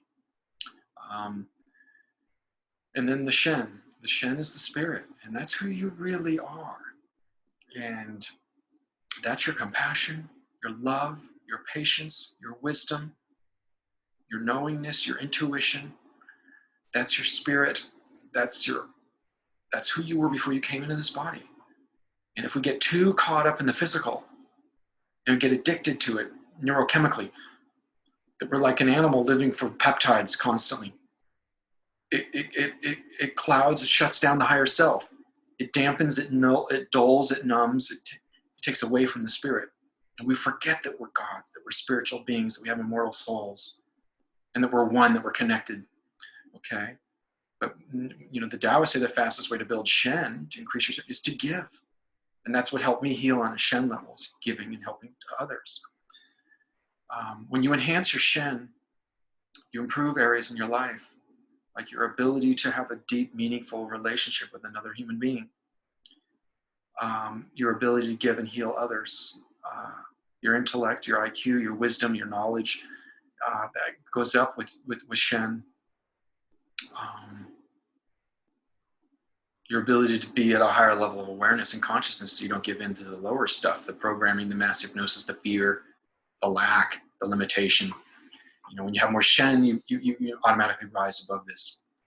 Meditation builds Shen, yoga builds Shen, fasting builds Shen, more time in nature builds Shen, and there are special Shen herbs like reishi mushroom. Beautiful, yeah. Yeah, Ganoderma lucidum, Ling Chi. So I sliced reishi and go from Chinatown and cooked my bulk herbs when I first learned about these herbs. And then I took a really good Dawnwood reishi. This is a very good Dawnwood reishi. from Hyperion Herbs. Oh, Hyperion, yeah. Yeah, and this has, you put a teaspoon of this in some warm water and drink a tea and just meditate and sit with it. That has a lot of Shen. There's other good Shen herbs as well, but reishi is like number one. So you can take herbs that help. But I told you how I had spiritual experiences, what I went through. Probiotics, the detoxification, so going from so much toxicity over such a short period of time in a 3-hour colonic to being pure, the body clean, pure, hydrated. Spiritual experience. Probiotics, 5 rites or other forms of yoga, meditation. When you enhance the spirit, you expand your awareness, you get out of the animal, carnal mind that just has the basic senses in the 3rd dimension that doesn't know it's a god. We're half gods, we're half animals in the same apparatus with the same aura, okay? And if we focus only on the physical and the chemical and get so caught up with the matrix, making a living, being busy, being afraid of what's on the news, that you get stuck in the chemicals. We're either chemical or we're spiritual or we're a blend thereof, somewhere in between. And it's up to you. You've got to have the knowledge. If you stay in the physical, you're stuck in the chemicals and you're regurgitating them. And if you eat too many, anything you repeat that's chemical over and over and over again, the hypothalamus pumps that peptide. And it squirts and cascades through the body when you repeat that emotion. Okay. And then cells, every receptor eventually starts to get clogged with that peptide. And then those cells are no longer living for you to help the host. It's a renegade cell. It lives for that peptide. Whether it's a food addiction or a drug addiction or a sex addiction or it's just addiction to the matrix and thinking you're a limited human being and not only believe what I believe in colloquial allopathic academic science and knowledge and education, which is controlled and limited, and there's actually much, much more to the story. But you will refute anything else besides that because you started learning that stuff when you were so young. The matrix starts early with little ones as far as the conditioning goes. Then you won't accept stuff outside of it. And you stay as a chemically limited person. Doesn't mean you're bad. You have an immortal soul. You're still beautiful. You're still loved more than you know. You won't realize some of that until you croak. You go into the non-physical and then you're reborn and then you forget 90% of your consciousness all over again. You're back to 10% of a brain and you're just rigging, okay, I'm an animal. I have to learn to walk and talk. I have to learn to live in society, get a job, do this, do that. And that's all it is. And any emotion or peptide I repeat over and over again, the cells are becoming renegade to the body and they live for that peptide. They send messages up to the body just for that thing. So people are looking for the God, looking for the more. They chase the peptide instead. They chase the chemical that gives them the greatest high. Well, more food, more drugs, more ayahuasca, more sex, more television, more movies, more action, more video games. I don't know. All of these things are dopaminergic. They pump peptides. They give you a strong emotion. And so if people have no higher knowledge, no love from their parents that teach them that they are spirit beings and there's more, then they're going to chase peptides their whole life. Unless they're an old soul and they have deep intuitive wisdom and they figure it out on their own, they wake up early. Some kids do. So you're either peptide chemical based or you're spiritual or you're somewhere in between. And we're all somewhere in between. So you want to master both. Learn how to detox the peptides, change the way you eat so you only put good peptides in. So you're not addicted to junk food, chemicals, and drugs. And look at every vice, every form of addiction you have. If you want to be a master, you have to conquer each one. Because they're sucking your life force, your jing. They're taking away, they're occupying the brain, they're clogging up receptors, and you're just regurgitating those peptides, trying to live for it, like a rabbit that keeps humping until it dies and it doesn't know why it does it, or a turkey that keeps eating food until its stomach explodes and it dies. A wild turkey in a cage, given unlimited food, will do that because it's an animal and it only has 2% frontal lobe, processing 3% consciousness. It doesn't know that that it's doing it. But that's how strong the peptides can be. So you learn how to master your peptides, detox your cells, receptors, with structured water. Like Vitalizer Plus, work up to a gallon of Vitalizer Plus every day and then I've gone up to 2 gallons once every 3 months, mega dose of hexagonal vortex water. Clean every receptor free, gets so clear, so young, so healthy. You're electric. The brain hogs structured water. It wants that electrical conductivity to process consciousness. Okay? Clean the receptors, master the chemicals. Remember, everything you repeat and expose yourself to is going to produce a peptide. It's going to produce an emotion. You're in a physical body. You can't avoid emotions and peptides and chemicals. You can't avoid them completely. But less is more. If you eat less food, then it's more of an experience. If you have sex once in a great while for a special reason, a special higher a purpose, instead of doing it every day, now it has a greater feeling and you're not drugged by the peptide. If you watch a movie once in a great while and you're exposed to the imagery and the sound and all of these things that create emotions and peptides through our bodies to have an experience, a chemical experience. If you watch a movie every day at the mall or in the movie theater or twice a day, you become numb. You just numb. It's like a food addict who basically eats cake, cookie, and ice cream and junk food. Sugar, the highest peptide chemical of foods there is sugar. It's a drug. They eat it all day long to the point that they get numb to it. Now they can't get a high from that. And if they don't know that there's a higher self spiritually to be attaining, to look for a reason for living in life, they're going to chase the peptide. So I'm numb to the sugar drug. What can I do to up it? They're going to have to go to a hard drug like cocaine or something. If they get numb with normal sex, they're going to have to start doing kinky stuff. And something to get off because they're looking for the peptide. You have to tame your peptides, be in control of your peptides. Don't let your peptides or chemicals control you. Master the animal aspect of the carnal body. And because if you do, you're going to not be a victim. You're going to be in control. You're going to get to go higher vibration. You still get to experience physical things and have peptides, but they're more beautiful. You see that sunset when you eat that piece of healthy food. So I'm very strict about what I do and engage in with my peptides. And I do the spiritual work to raise my vibration and create my consciousness so I can keep going up and activate and bring the two together. Have as much light, as much consciousness, as much knowledge, activate your DNA, get multidimensional, open your chakras, increase your aura. Do all of this, use both sides of your brain, improve cerebrospinal fluid, blood flow, use systemic enzymes, clean up all the plaque. Do all that you can on the God level because you're an electric being. You're plasma aura energy in an animal carcass that's alive. And then master the body, train the body, exercise, detox, master the way you eat, and then set principles, rules. If you don't have them, the matrix doesn't. You got to set them for yourself. Set principles, like rule number 1, thou shalt not eat civilized processed Western death food. I've gone decades, years. I will starve or fast, but I won't eat processed food. I will find organic, whole food. It is my ritual. I will make it and tear it apart and look at that food, and then I will eat it. And it's a beautiful thing. When you treat your body like a holy vessel, which is what it is, it's that pure that you never put junk food in. Your body's not here to be trashed. Just beat it up and do some of this crap and do some of that and watch them, because it all just, you're going to be so dense and stuck in the battle of low vibration and lost, not know what you're here for and how to find a whiff of light or bliss or be in control of your peptides. You end up a beat up addict of the matrix. Doesn't mean you're wrong or bad. You're still a divine pure soul. You'll know it when you expire and leave this body. But there could have been a lot more. It could have been a lot more beautiful, a lot more fun. But how do you know to go there and what to work on and what to play with if you don't have some knowledge, some direction?